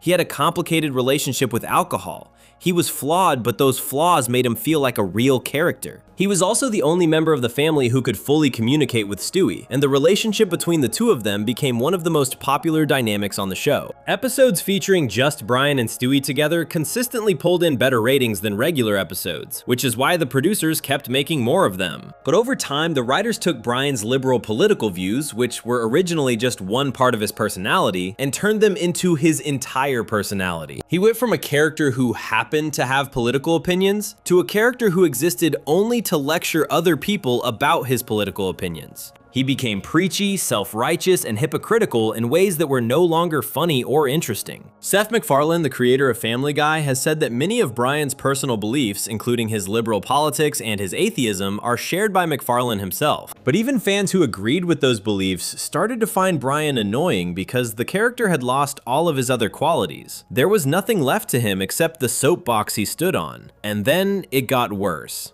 The writers started giving Brian increasingly questionable behavior that went beyond just being preachy. He began pursuing women in ways that crossed serious lines. In the season 18 episode Scammed Yankees, Brian began pursuing Meg's underage friend Patty after walking in on her getting changed. This was not the first time Brian had been shown acting this way. He had made advances toward Lois multiple times throughout the series, but instead of the show examining this behavior or commenting on it in any meaningful way, it was just played for laughs. The character who was once the moral center of the show had become one of its most morally bankrupt members, and the writers seemed to think that was funny rather than troubling. The most telling moment in Brian's decline came in season 12 in an episode called Life of Brian. In that episode, Brian was hit by a car and killed. He was actually dead. The family mourned him. A new dog named Vinny was introduced to replace him. Fans were devastated. The episode generated massive attention and headlines everywhere. People were genuinely upset that one of the most beloved characters on the show had been killed off. And then, just 2 episodes later, Brian was brought back to life through a time travel plot involving Stewie. The whole thing was widely seen by fans and critics as a blatant ratings grab. It was a way to get people talking about Family Guy again, to generate headlines and social media buzz without any real creative purpose behind it. And when Brian came back, nothing about his character had changed. He was the same preachy, Flanderized version of himself that people had been complaining about for years. The writers had used his death as a publicity stunt and then brought him back without fixing any of the problems that had made him so frustrating to watch in the first place. Then there is Meg Griffin. In the early seasons of Family Guy, Meg was a normal teenage girl. She had insecurities. She wanted to be popular. She had crushes on boys. She was awkward and sometimes embarrassing, but she was a real character with real feelings. She was not treated any worse than any other member of the family. But over time, the writers turned Meg into nothing more than a punching bag. Her entire purpose on the show became to be abused, mocked, and humiliated by everyone around her, including her own family. Peter insults her constantly. The other characters treat her like she is worthless. The show plays all of this for laughs, as if there is something inherently funny about a teenage girl being emotionally and sometimes physically abused by the people who are supposed to love her. Meg's whole character on the show was reduced to being the person everyone hates, and beyond that, the audience barely knows anything about who she actually is. After decades on the air, Meg is one of the most underdeveloped main characters on any major animated show. Quagmire is another case. Glenn Quagmire was introduced as Peter's neighbor and friend. He was a ladies' man with a sleazy sense of humor. In the early seasons, his behavior was over the top, but mostly played as harmless silliness. He was the weird friend in the group who said inappropriate things, but there was a charm to him because the show did not take his behavior too seriously. As the seasons went on, the writers took that one trait, his obsession with women, and cranked it up to a level that became genuinely disturbing. His behavior went from being a running joke to being something that was hard to laugh at because it crossed lines that even a dark comedy should think twice about. The character stopped being funny and started being uncomfortable, not because the show was making a point about that kind of behavior, but because the writers had simply run out of other things to do with him. Even Stewie Griffin, who many fans consider the best character on the show, went through a massive transformation. In the first few seasons, Stewie was a baby genius with plans for world domination. He built incredible machines and weapons. He plotted to kill his mother Lois. He was a tiny, evil mastermind trapped in the body of an infant, and that contrast was what made him hilarious. But over the years, the world domination plots and the attempts to kill Lois were quietly phased out. Stewie became softer, more emotional, and eventually became a completely different character from the one fans originally fell in love with. Now, some fans argue that this change was actually positive character development, and there is a case to be made for that. His friendship with Brian became the emotional heart of the show, and some of the best later episodes of Family Guy are the ones that focus on their relationship. But even fans who like the newer version of Stewie acknowledge that the character is nothing like what he started as, and that transformation was not the result of a careful, planned character arc. It happened gradually and inconsistently, which is a hallmark of Flanderization rather than genuine development. Joe Swanson is yet another victim. When Joe was first introduced, he was one of the most admirable characters on the show. He was a police officer who had been paralyzed and was now in a wheelchair, but his disability did not define him. He was tough, confident, and highly competent at his job. The other characters respected him because of his strength and determination. He was proof that a character with a disability could be portrayed as capable and impressive rather than as a joke. But over time, the writers chipped away at all of that. Joe became bitter about his disability. He became less competent. His confidence disappeared. He went from being someone the audience admired to someone the other characters made fun of. The warmth and respect that once surrounded his character were replaced by cheap jokes about his wheelchair and his limitations. Now, compare all of this to what South Park has done with its characters over the same period of time. The difference is staggering. South Park's characters have not been Flanderized. They have grown. We already talked about Cartman's evolution from a bratty kid into one of the most complex characters in television history, but he is far from the only example. Randy Marsh might be the single best example of positive character evolution on South Park. In the early seasons, Randy was a background character. He was Stan's dad. He showed up occasionally to do something silly or to react to whatever was happening in the episode. He was not a major player. But over time, the writers started giving Randy more and more screen time, and they discovered that he was an incredibly funny and versatile character. Randy became the embodiment of the average American dad who gets way too invested in whatever trend or controversy is happening at the moment. Whether he is starting a marijuana farm in the Tegrity Farm storyline, getting into a fight at a Little League baseball game, or becoming obsessed with a cooking show, Randy's adventures come from a real place. His behavior is exaggerated, but it is rooted in recognizable human impulses. And unlike Peter Griffin, whose behavior became more extreme because the writers ran out of ideas, Randy's behavior became more extreme because the writers found deeper and funnier ways to explore who he is. Butterscotch is another remarkable example. Butter started out as a very minor background character in the early seasons of South Park. He was just one of the kids in the class, but the writers saw potential in him and gradually moved him into a larger role. Butters became one of the most sympathetic characters on the show. He is innocent, trusting, and constantly taken advantage of by Cartman. He gets grounded by his strict parents for things that are not his fault. He tries his best to be good in a world that is chaotic and unfair, and audiences love him for it. His growth from a nameless background kid to one of the most beloved characters on the show happened naturally over many seasons, because the writers cared enough to develop him rather than reduce him. Kyle Broflovsky has had his moral compass tested and challenged across hundreds of episodes. His ongoing conflict with Cartman has given both characters more depth with every season. Stan Marsh has gone through genuinely emotional storylines, including an episode in season 15 called You're Getting Old, where he falls into a depression and starts seeing everything in the world as terrible. Even Kenny McCormick, who spent the early seasons literally dying in every episode as a running gag, was eventually given real emotional depth in episodes like Kenny Dies and Best Friends Forever, which treated him as a real person with feelings and relationships rather than just a punchline. That is the difference between character development and Flanderization. Development means your characters become more interesting over time. Flanderization means they become less interesting. Development means the writers find new things to explore about a character. Flanderization means the writers run out of ideas and just keep repeating the same one thing louder and louder. Development is what South Park has done with Cartman, Randy, Butters, Kyle, Stan, and Kenny. Flanderization is what Family Guy has done with Peter, Brian, Meg, Quagmire, Stewie, and Joe. One approach makes a show richer and more rewarding to watch with every passing year. The other approach slowly drains the life out of a show until there is nothing left but empty habits and recycled jokes. Before we move on, if you're enjoying this analysis, please consider subscribing. It helps the channel tremendously. And the question you have to ask yourself is why? Why has South Park managed to keep its characters fresh and interesting for over 27 seasons, while Family Guy has struggled to maintain the quality of its cast for even half that long? The answer, more than anything else, comes down to the people behind the shows and how much of themselves they are willing to put into the work.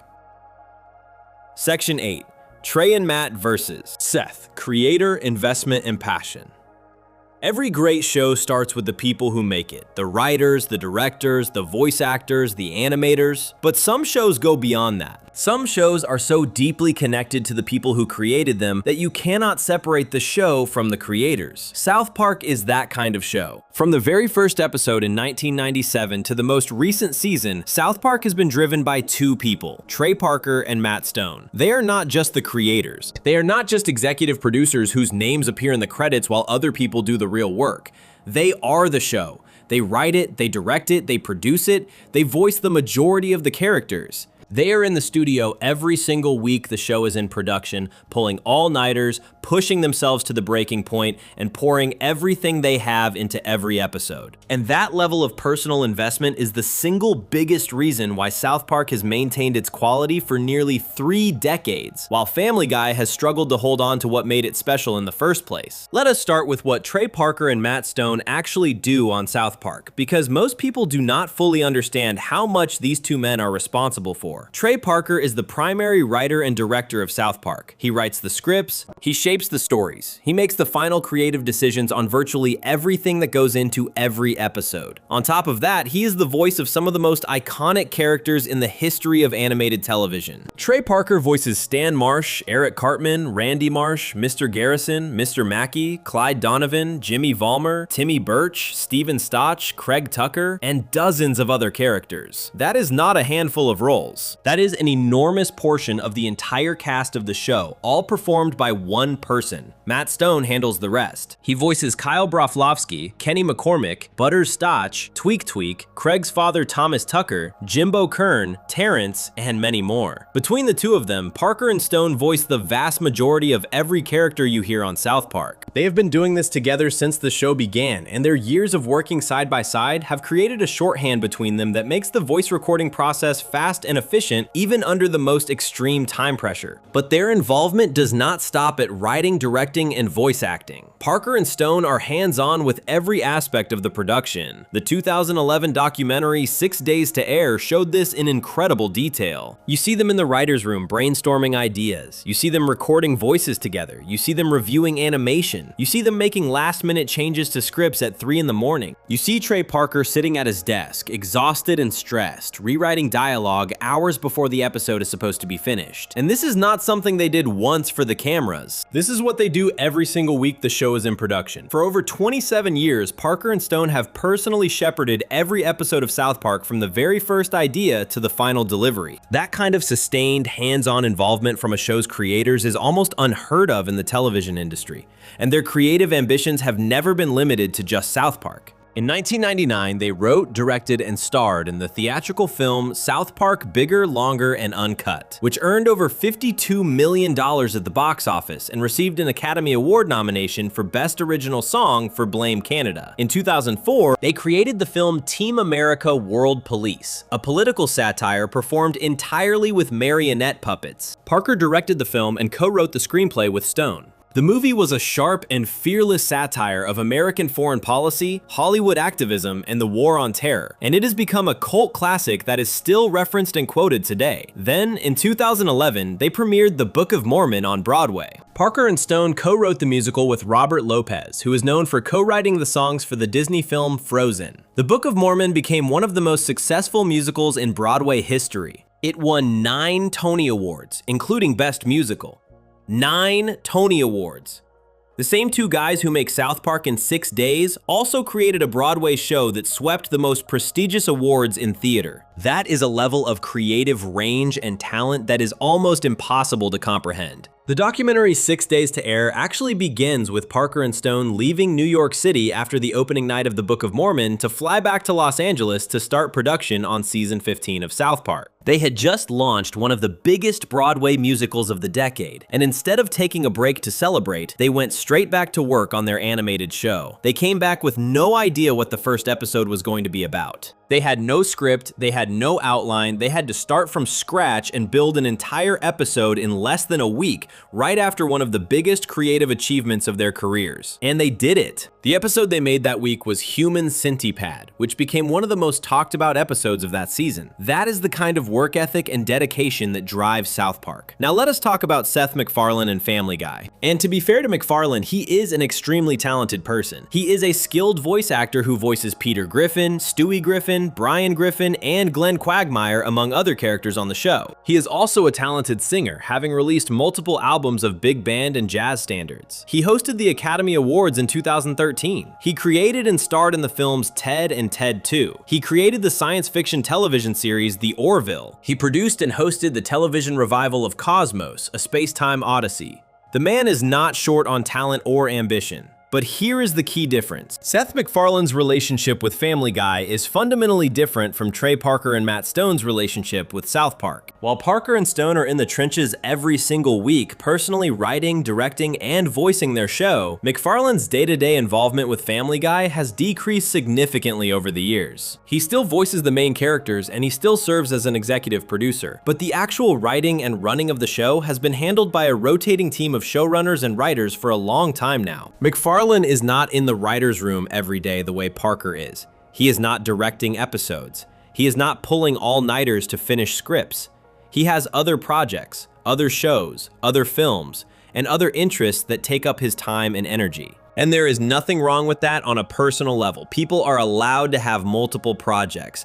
But the result is that Family Guy does not have the same kind of singular creative vision driving it that South Park does. And MacFarlane himself has been surprisingly open about his feelings toward Family Guy. Over the years, he has made multiple public comments that suggest he is not particularly passionate about keeping the show going. He has said in interviews that he would be fine with the show ending. He has talked about how the show has gone on longer than he ever expected it to. He has acknowledged that the quality has not always been consistent. These are not the words of a creator who is deeply invested in every episode. These are the words of someone who created something that became bigger than he planned and who has moved on to other things while the machine keeps running without him. Compare that to Trey Parker, who has said that he is frequently disappointed with South Park episodes when they are finished because he wishes he had more time to make them better. That is a man who still cares deeply about the quality of every single episode after nearly 30 years. Parker has also said that the reason South Park still works is because he and Stone are still the ones making it. They have not handed the show off to other people. They have not stepped back to let a new team run things. They are still there every week doing the work themselves, and the audience can feel that. When you watch South Park, you can feel that the people making it care. You can feel the energy, the passion, the personal investment in every joke, every storyline, every character moment. That is not something you can fake, and it is not something you can maintain if you are not actually in the room doing the work.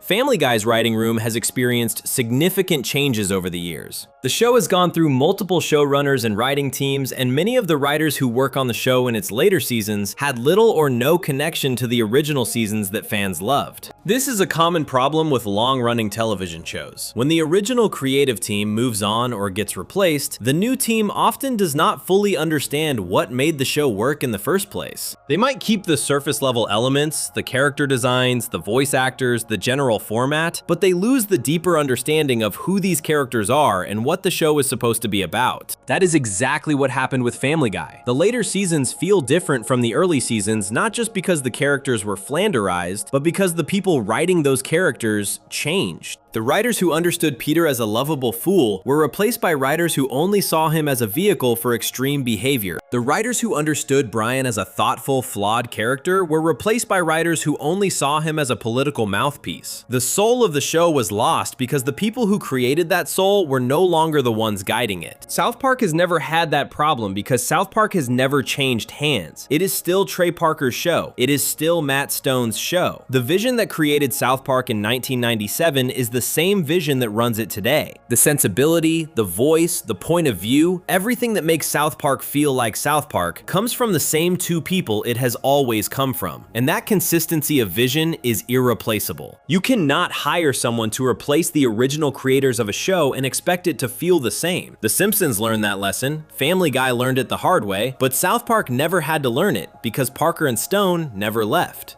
There's also something important about the way Parker and Stone see themselves in relation to their own show. They have said that Stan and Kyle are based on themselves. Stan represents Trey Parker and Kyle represents Matt Stone. Cartman, they have said, represents the darkest side of both of them. When you know that, the show takes on a deeper meaning. These are not just fictional characters to Parker and Stone. They are reflections of who they are, how they see the world, and how they process the chaos of modern life. Every argument between Kyle and Cartman has a piece of the real creative tension between the two creators in it. Every moral lesson that Stan learns has something to do with how Parker sees the world. That personal connection to the material is what gives South Park its emotional authenticity. You are not just watching a cartoon. You are watching two men work through their thoughts, feelings, and frustrations about the world through the lens of four kids in a small Colorado town. Family Guy does not have that same personal connection. McFarlane has said that Brian's views are similar to his own, but beyond that, the show does not feel like a personal expression of its creator's inner world. It feels like a product, a very successful, very popular product, but a product nonetheless. And there is a difference between a show that exists because its creators have something to say and a show that exists because it makes money. South Park exists because Parker and Stone have something to say. Every week they sit in a room and ask themselves what is happening in the world that they want to talk about, and then they make an episode about it. Family Guy exists because it is a successful franchise that generates revenue for Fox. The show continues not because its creator is passionate about making more episodes, but because the network wants more episodes and the ratings justify it. That difference in motivation shows up on screen in ways that are impossible to hide. It shows up in the energy of the writing. It shows up in the freshness of the ideas. It shows up in the willingness to take risks. South Park takes risks every single week because Parker and Stone do not care about playing it safe. They care about making something they believe in. Family Guy in its later seasons has become increasingly safe and formulaic because the people running it are not driven by the same fire that created it. They are maintaining a brand, not expressing a vision. Trey Parker and Matt Stone are not just the creators of South Park. They are the heart and soul of it. They are the reason the show still feels alive after all these years. They are the reason the characters still grow. They are the reason the satire still cuts deep.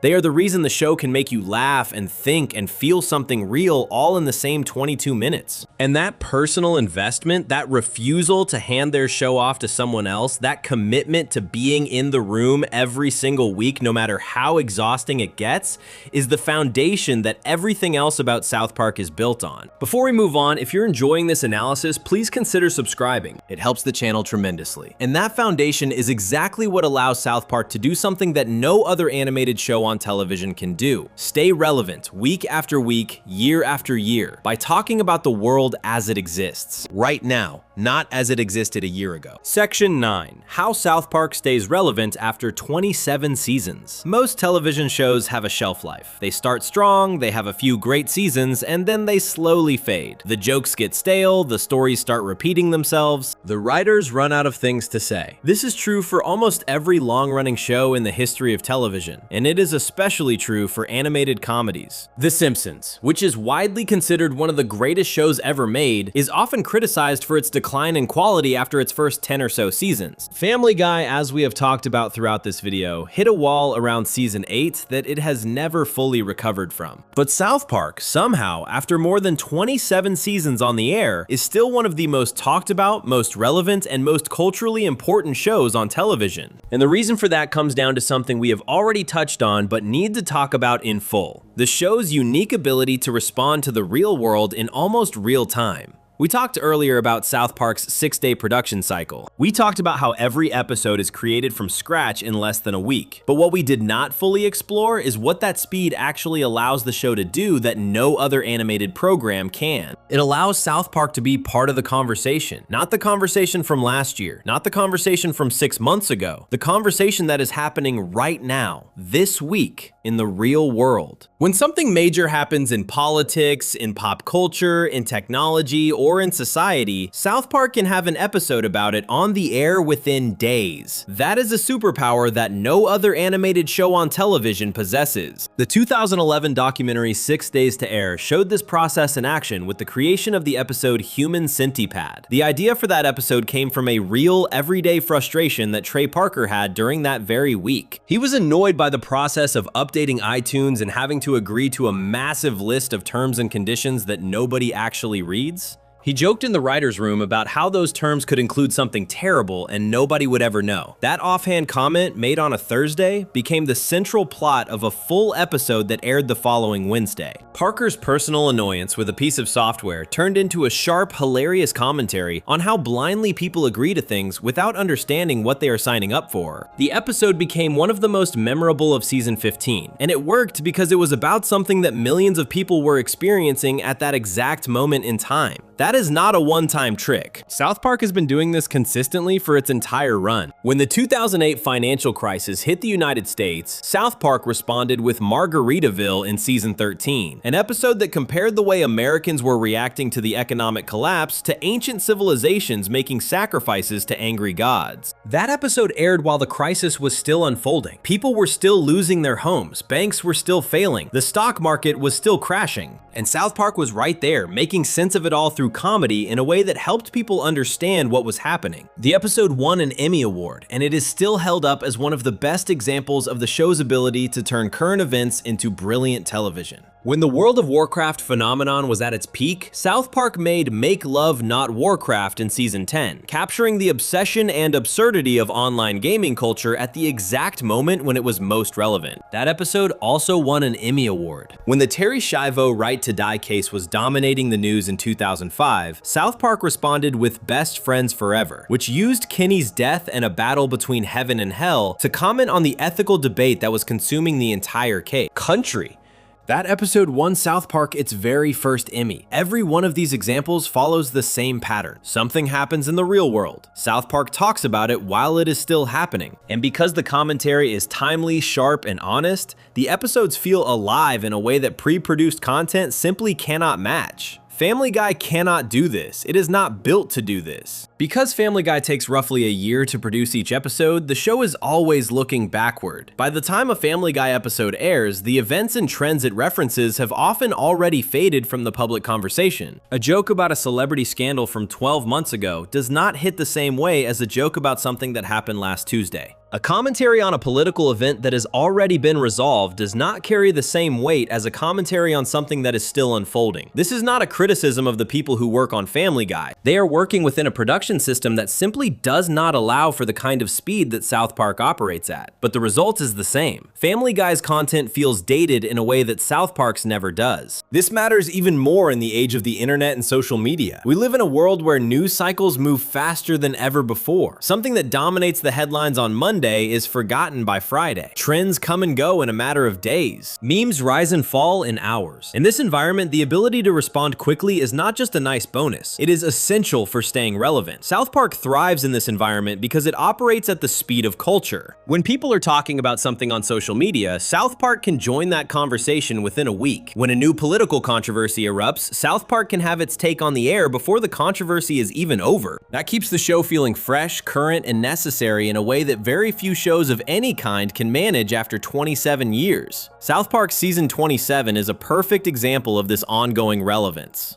The season premiered with episodes that directly engaged with the current political landscape, taking on real figures and real events that were dominating the news at that very moment. The show was recognized for this at the 77th Primetime Emmy Awards in September 2025, where the chairman of the Television Academy specifically mentioned South Park by name during his speech about the power of storytelling in difficult times. He talked about how storytelling can unite people when division dominates the headlines, and South Park was held up as an example of a show that was seizing the power of television to do exactly that. Fans were shocked and excited to hear South Park mentioned on the Emmy stage in that context, with many taking to social media to express their surprise that a show known for crude humor and foul-mouthed children was being praised at one of the most prestigious events in the industry for its cultural courage. That kind of recognition does not happen to shows that have lost their relevance. It does not happen to shows that are just running on autopilot. It happens to shows that are still actively engaged with the world around them, still taking risks and still saying things that matter. South Park earns that recognition every single week by doing the hard work of making something new and timely from scratch in just 6 days. And it is not just about politics and current events. South Park stays relevant because it understands how people think and feel in ways that go beyond any single news story. The show taps into the anxieties, frustrations, and absurdities of modern life in a way that feels universal. When South Park makes fun of how people behave on social media, it is not just making fun of one platform or one trend. It is making fun of the human impulse behind it, the need for attention, the fear of missing out, the desire to feel important. When the show tackles issues like political correctness, cancel culture, or the influence of big corporations, it does does so in a way that speaks to something deeper than just the surface-level controversy of the moment. It speaks to the way people navigate a world that is constantly changing and often feels overwhelming. Family Guy, by contrast, has struggled to evolve with the times. The show's humor is largely built on pop culture references, many of which are drawn from the 1970s, 1980s, and 1990s. While those references were charming and nostalgic in the early seasons, they have become increasingly disconnected from the world that younger viewers live in. A cutaway gag about a television show from 1983 does not resonate with a viewer who was born in 2005. A parody of a movie from the 1970s does not land the same way when the audience has never seen the original. South Park does not have this problem because its humor is rooted in what is happening right now, not in what happened 40 years ago. A 13-year-old watching South Park today can understand and appreciate the jokes because they are about the same world that 13-year-old lives in. The numbers back this up. South Park has remained a strong performer for Comedy Central across its entire run. The show continues to generate conversation, media coverage, and social media buzz with every new season. Its specials on Paramount Plus, including the South Park post-COVID movies, brought the franchise to a new platform and a new audience while maintaining the quality and sharpness that fans expect. The show signed a massive deal worth reportedly hundreds of millions of dollars to continue producing new content, which is a clear sign that the people who control the money believe South Park still has a long and profitable future ahead of it. That kind of investment does not happen for a show that has lost its edge. South Park stays relevant because it was designed to stay relevant. The 6-day production model, the personal involvement of Trey Parker and Matt Stone, the commitment to story-driven comedy, the willingness to tackle any topic no matter how controversial, all of these elements work together to create a show that can adapt to whatever the world throws at it. Family Guy was designed to be a different kind of show, one that prioritizes polished animation, pop culture nostalgia, and standalone gags over timeliness and social commentary. And there is an audience for that. But when you compare the two shows on the basis of which one is still growing, still challenging itself, and still mattering to the culture at large after more than 2 decades on the air, South Park wins that comparison by a wide margin. Before we move on, if you're enjoying this analysis, please consider subscribing. It helps the channel tremendously. But staying relevant is not just about being timely and topical. It is also about being able to make people feel something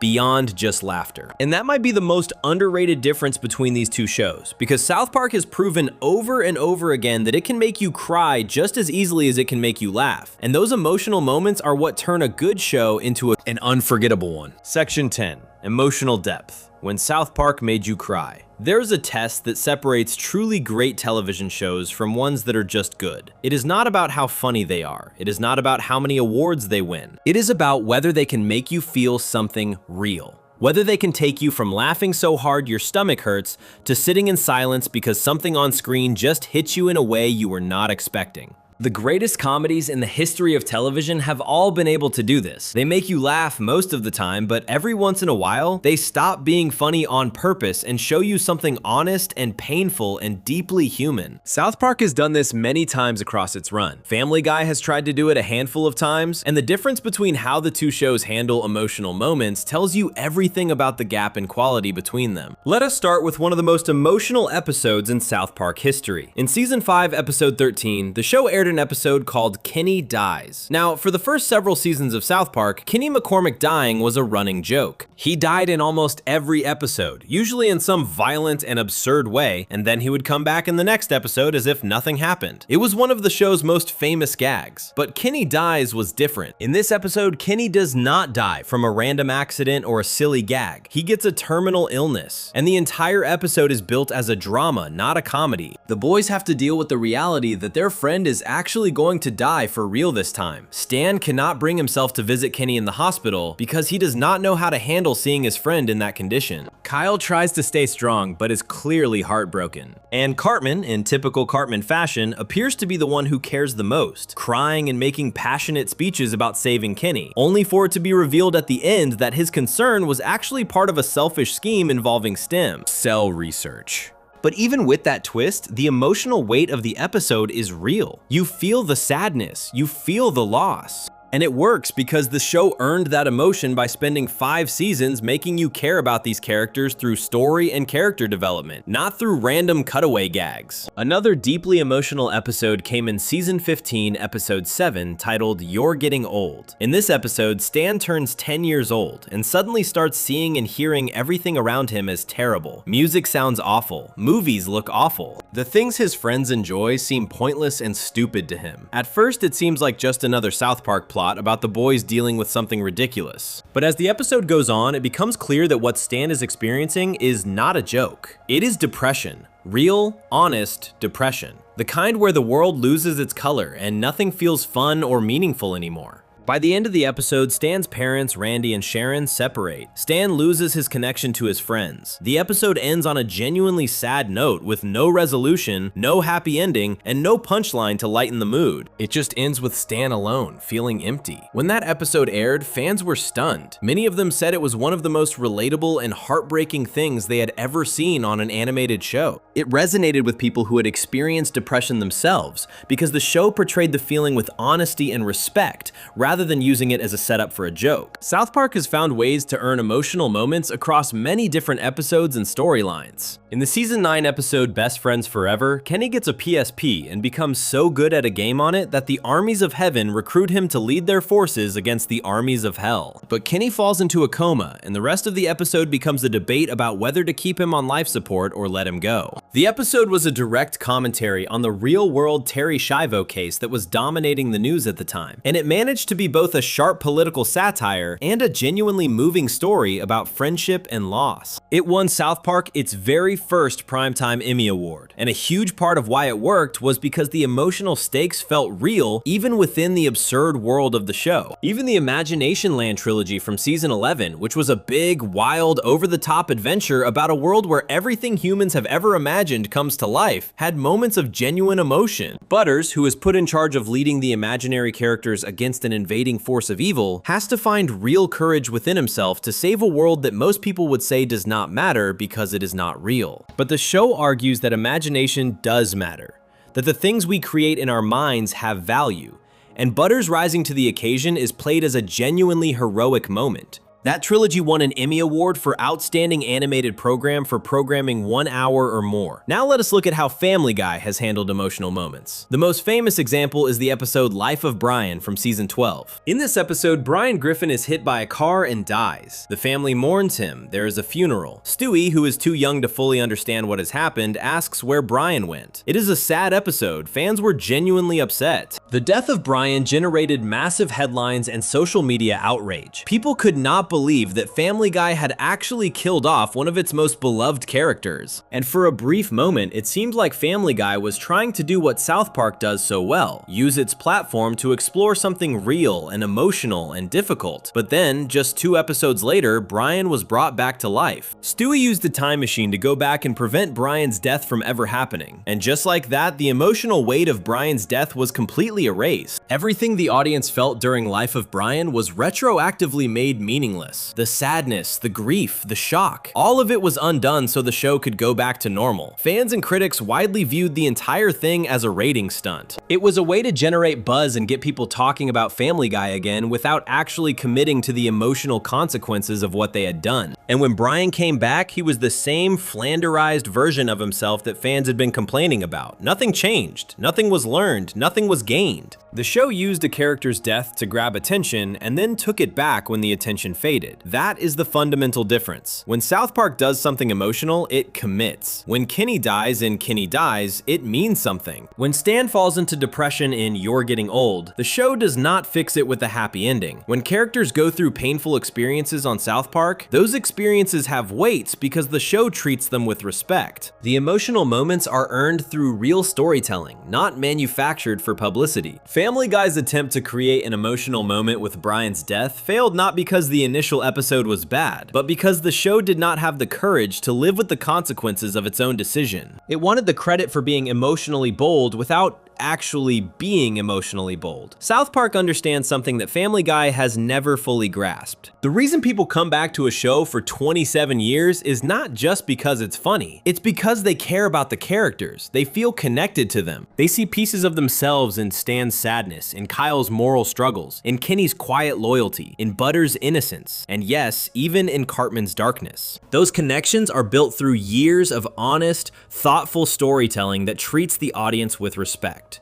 And when a show that you care about makes you cry, it does not weaken the comedy. It makes the comedy stronger because the next time you laugh, you are laughing with characters who feel real to you. Before we move on, if you're enjoying this analysis, please consider subscribing. It helps the channel tremendously. But emotional depth and strong characters are only part of what makes a show last. There is another quality that separates the great from the merely good, and it is something that South Park has had from the very beginning, while Family Guy has been accused of lacking since the day it premiered: originality. Section 11. The originality question. South Park's identity versus Family Guy's Simpsons problem. Every great show needs to be its own thing. It needs to have a voice, a style, and an identity that belongs to it and nobody else. When you turn on a great show, you know within seconds what you are watching, because nothing else on television looks, sounds, or feels like it. South Park has had that kind of identity from the very beginning. From the moment the first episode aired on August 13th, 1997, there was nothing else on television that was anything like it. The cutout animation style, the foul-mouthed children, the small Colorado town, the rapid-fire social commentary, all of it was completely original. Nobody had ever done anything like South Park before, and nearly 3 decades later, nobody has successfully copied it either. Family Guy, on the other hand, has spent its entire existence dealing with one question that has followed it from the day it premiered in 1999.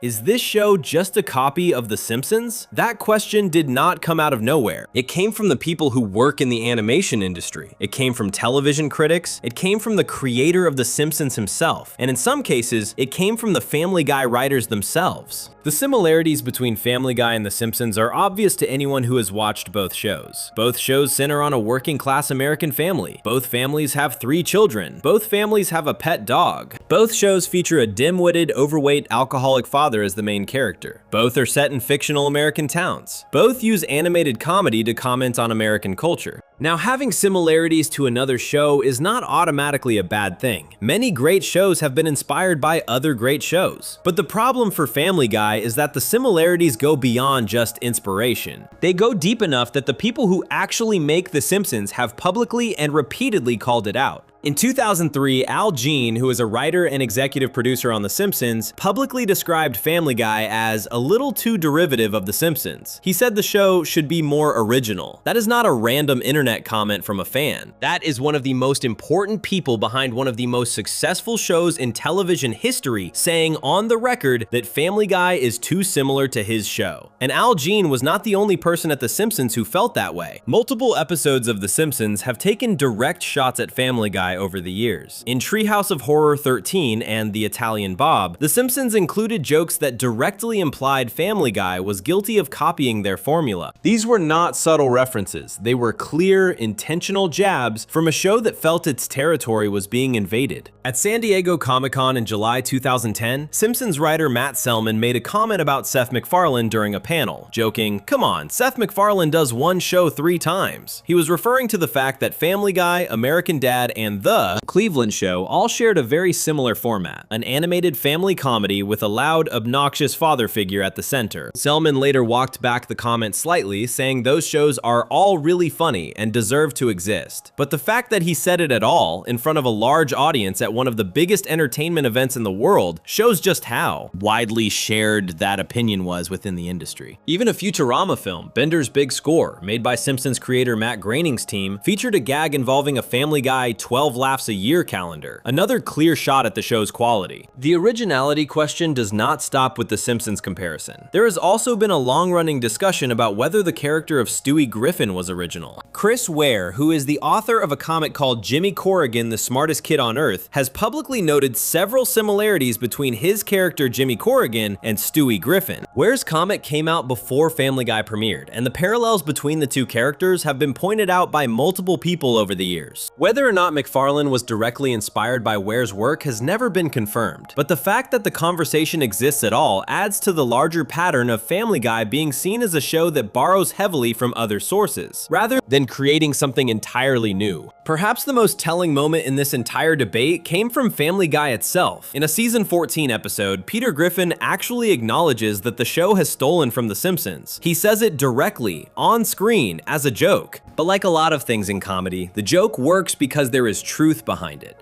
When the main character of your show is admitting on national television that your show has taken things from another show, that is not just a funny meta moment. That is an acknowledgement of a criticism that has followed Family Guy for its entire existence. South Park has never had this problem. Not once in its 27-year history has South Park been accused of being a copy of another show. And the reason is simple. South Park is genuinely, completely, unmistakably original. Trey Parker and Matt Stone created something that had never existed before, and everything about it came from them personally. They have said in interviews that Stan Marsh is based on Trey Parker himself. Kyle Broflovsky is based on Matt Stone. Eric Cartman represents the darkest side of both of them. The town of South Park is based on the real South Park Basin in the Rocky Mountains of central Colorado, and many of the locations in the show are inspired by real places in Fairplay, Colorado. The animation style, which looks like paper cutouts, was not borrowed from any other show. It came from the original short films that Parker and Stone made in 1992 and 1995, both titled The Spirit of Christmas, where they literally used construction paper to create the characters. Those short films, made on almost no budget, became some of the first viral videos on the internet before the word viral was even used that way. And everything about South Park's look, sound, and feel grew organically from those handmade beginnings. The personal nature of South Park's creation is what gives it an identity that cannot be replicated. When you watch South Park, you are watching the world through Trey Parker and Matt Stone's eyes. Their frustrations, their opinions, their sense of humor, their values, all of it is woven into the fabric of the show. Nobody else could make South Park because nobody else is Trey Parker and Matt Stone. The show is inseparable from its creators in a way that makes it completely unique. Family Guy, while it certainly has its own style and its own fan base, has never achieved that same level of singular identity. It has always existed in the shadow of The Simpsons, always had to answer questions about where its ideas come from, and always had to deal with the perception that it is following a path that someone else paved, rather than cutting its own. And this matters because originality is not just about being different for the sake of being different. Originality is about having something to say that nobody else is saying, in a way that nobody else can say it.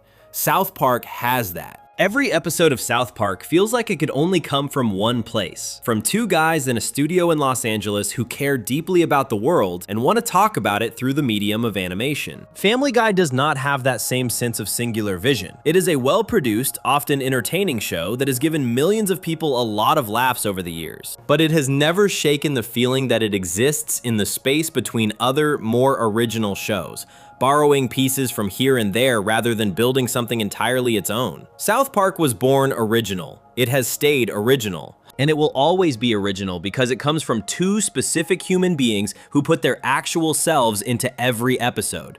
That kind of authenticity cannot be copied, cannot be manufactured, and cannot be faked. It is the reason South Park has endured for nearly 30 years, and it is the reason the show has earned a place among the greatest animated series ever made. Before we move on, if you're enjoying this analysis, please consider subscribing. It helps the channel tremendously. And when you add up everything we have talked about across this entire video, the production model, the story structure, the character development, the awards, the satire, the emotional depth, the creator, investment, the relevance, and the originality, the picture becomes overwhelmingly clear, and it is time to put it all together. Section 12, why South Park will always be the standard. We have spent a long time together going through this. We have looked at how these two shows are made. We have looked at how they write their jokes. We have looked at how they treat their characters. We have looked at the awards they have won, the way they handle controversial topics, the rivalry between them, the people who create them, and whether they have managed to stay fresh after more than 2 decades on the air. And now it is time to put all of that together and say what this entire video has been building toward. South Park is not just just better than Family Guy. South Park is the standard by which all adult animated comedy should be measured. And the evidence for that is not based on personal preference or fan loyalty. It is based on facts, on records, on awards, on industry recognition, and on the actual content of both shows across their entire runs. Let us lay it all out one more time. South Park has won 5 Primetime Emmy Awards for Outstanding Animated Program. Those wins came for Best Friends Forever in 2005,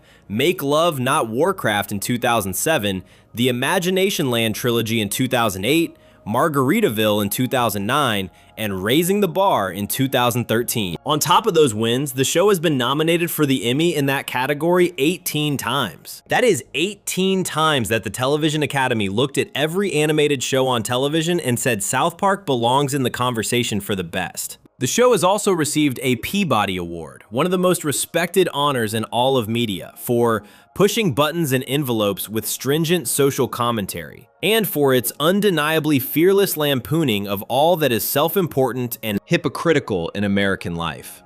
The theatrical film South Park Bigger, Longer, and Uncut earned an Academy Award nomination for Best Original Song for Blame Canada, a song that was performed live at the Oscars by Robin Williams.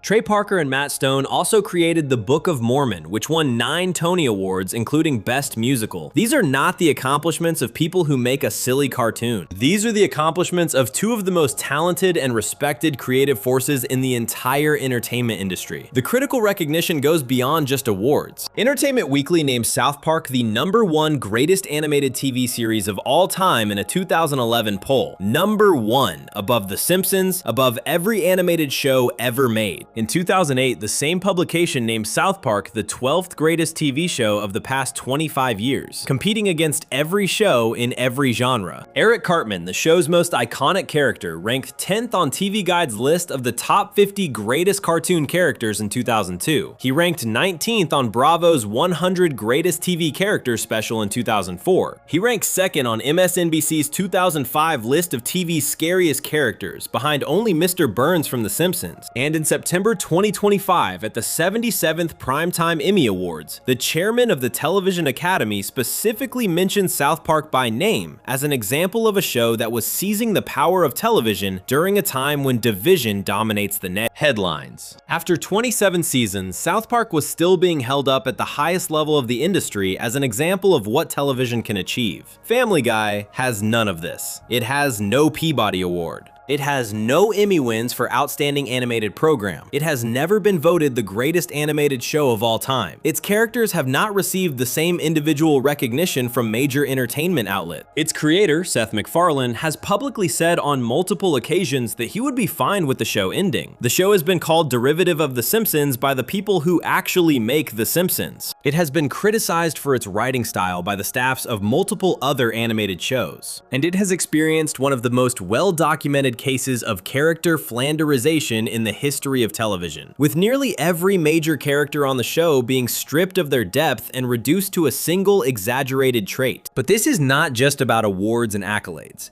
This is about what these shows actually mean to the people who watch them. South Park has built a connection with its audience that goes far deeper than just making people laugh. It has made people think about politics, religion, media, technology, and culture in ways they never would have on their own. It has made people cry with episodes like Kenny Dies and You're Getting Old. It has made people uncomfortable in the best possible way with episodes like Britney's New Look and With Apologies to Jesse Jackson. It has made people feel seen and understood when it tackles the absurdities and anxieties of modern life. And it has done all of this while remaining true to its original vision for nearly 30 years, because the same 2 people who created it in 1997 are still the ones making it today. South Park's 6-day production model allows it to stay relevant in a way that no other animated show can match. Its commitment to story-driven comedy means that every joke serves the plot and the characters rather than existing in a vacuum. Its willingness to take on any topic, no matter how controversial, gives it a fearlessness that has earned it the respect of critics, award committees, and fellow creators across the entire entertainment industry. Its characters have grown and evolved over 27 seasons, instead of being hollowed out and reduced to their simplest traits. And its creators, Trey Parker and Matt Stone, are still in the studio every single week, pulling all-nighters, voicing dozens of characters, and pouring their hearts into every episode as if it were the first one they ever made. Family Guy is not a bad show. It has given millions of people a lot of entertainment over the years. Its early seasons, particularly seasons 1 through 5, are genuinely well crafted and funny. The relationship between Stewie and Brian remains one of the best dynamics in animated television, and Seth MacFarlane's voice acting talent is undeniable. But when you put these two shows side by side and compare them on every meaningful measure, the writing quality, the character development, the critical recognition, the cultural impact, the emotional depth, the originality, the creator investment, and the ability to stay relevant over time, South Park comes out ahead on every single one. There is a reason the Peabody Award Committee chose South Park over every other animated comedy to honor for its social commentary. There is a reason Entertainment Weekly's readers voted it the greatest animated show of all time. There is a reason the staffs of The Simpsons and King of the Hill privately thanked South Park for calling out Family Guy's writing style. There is a reason the Television Academy keeps nominating and awarding South Park after more than 2 decades. And there is a reason Trey Parker and Matt Stone are still making the show themselves every week, because they know that what they have built is special and they are not willing to hand it off to anyone else. South Park did not just raise the bar for adult animation, it became the bar. It showed the world that a cartoon about 4 foul-mouthed kids in a small Colorado town could be funny, brave, emotional, thought-provoking, and culturally important all at the same time. It proved that animation is not just for children, and that a show made in 6 days with deliberately crude visuals can have more depth and meaning than shows with 10 times the budget and 10 times the production time. It proved that if you care enough about what you are making and you are willing to put in the work, you can create something that lasts for generations. Family Guy is entertainment, South Park is a legacy, and that is the difference. If you enjoyed this video essay, make sure to subscribe. Thanks for watching, and I'll see you in the next one.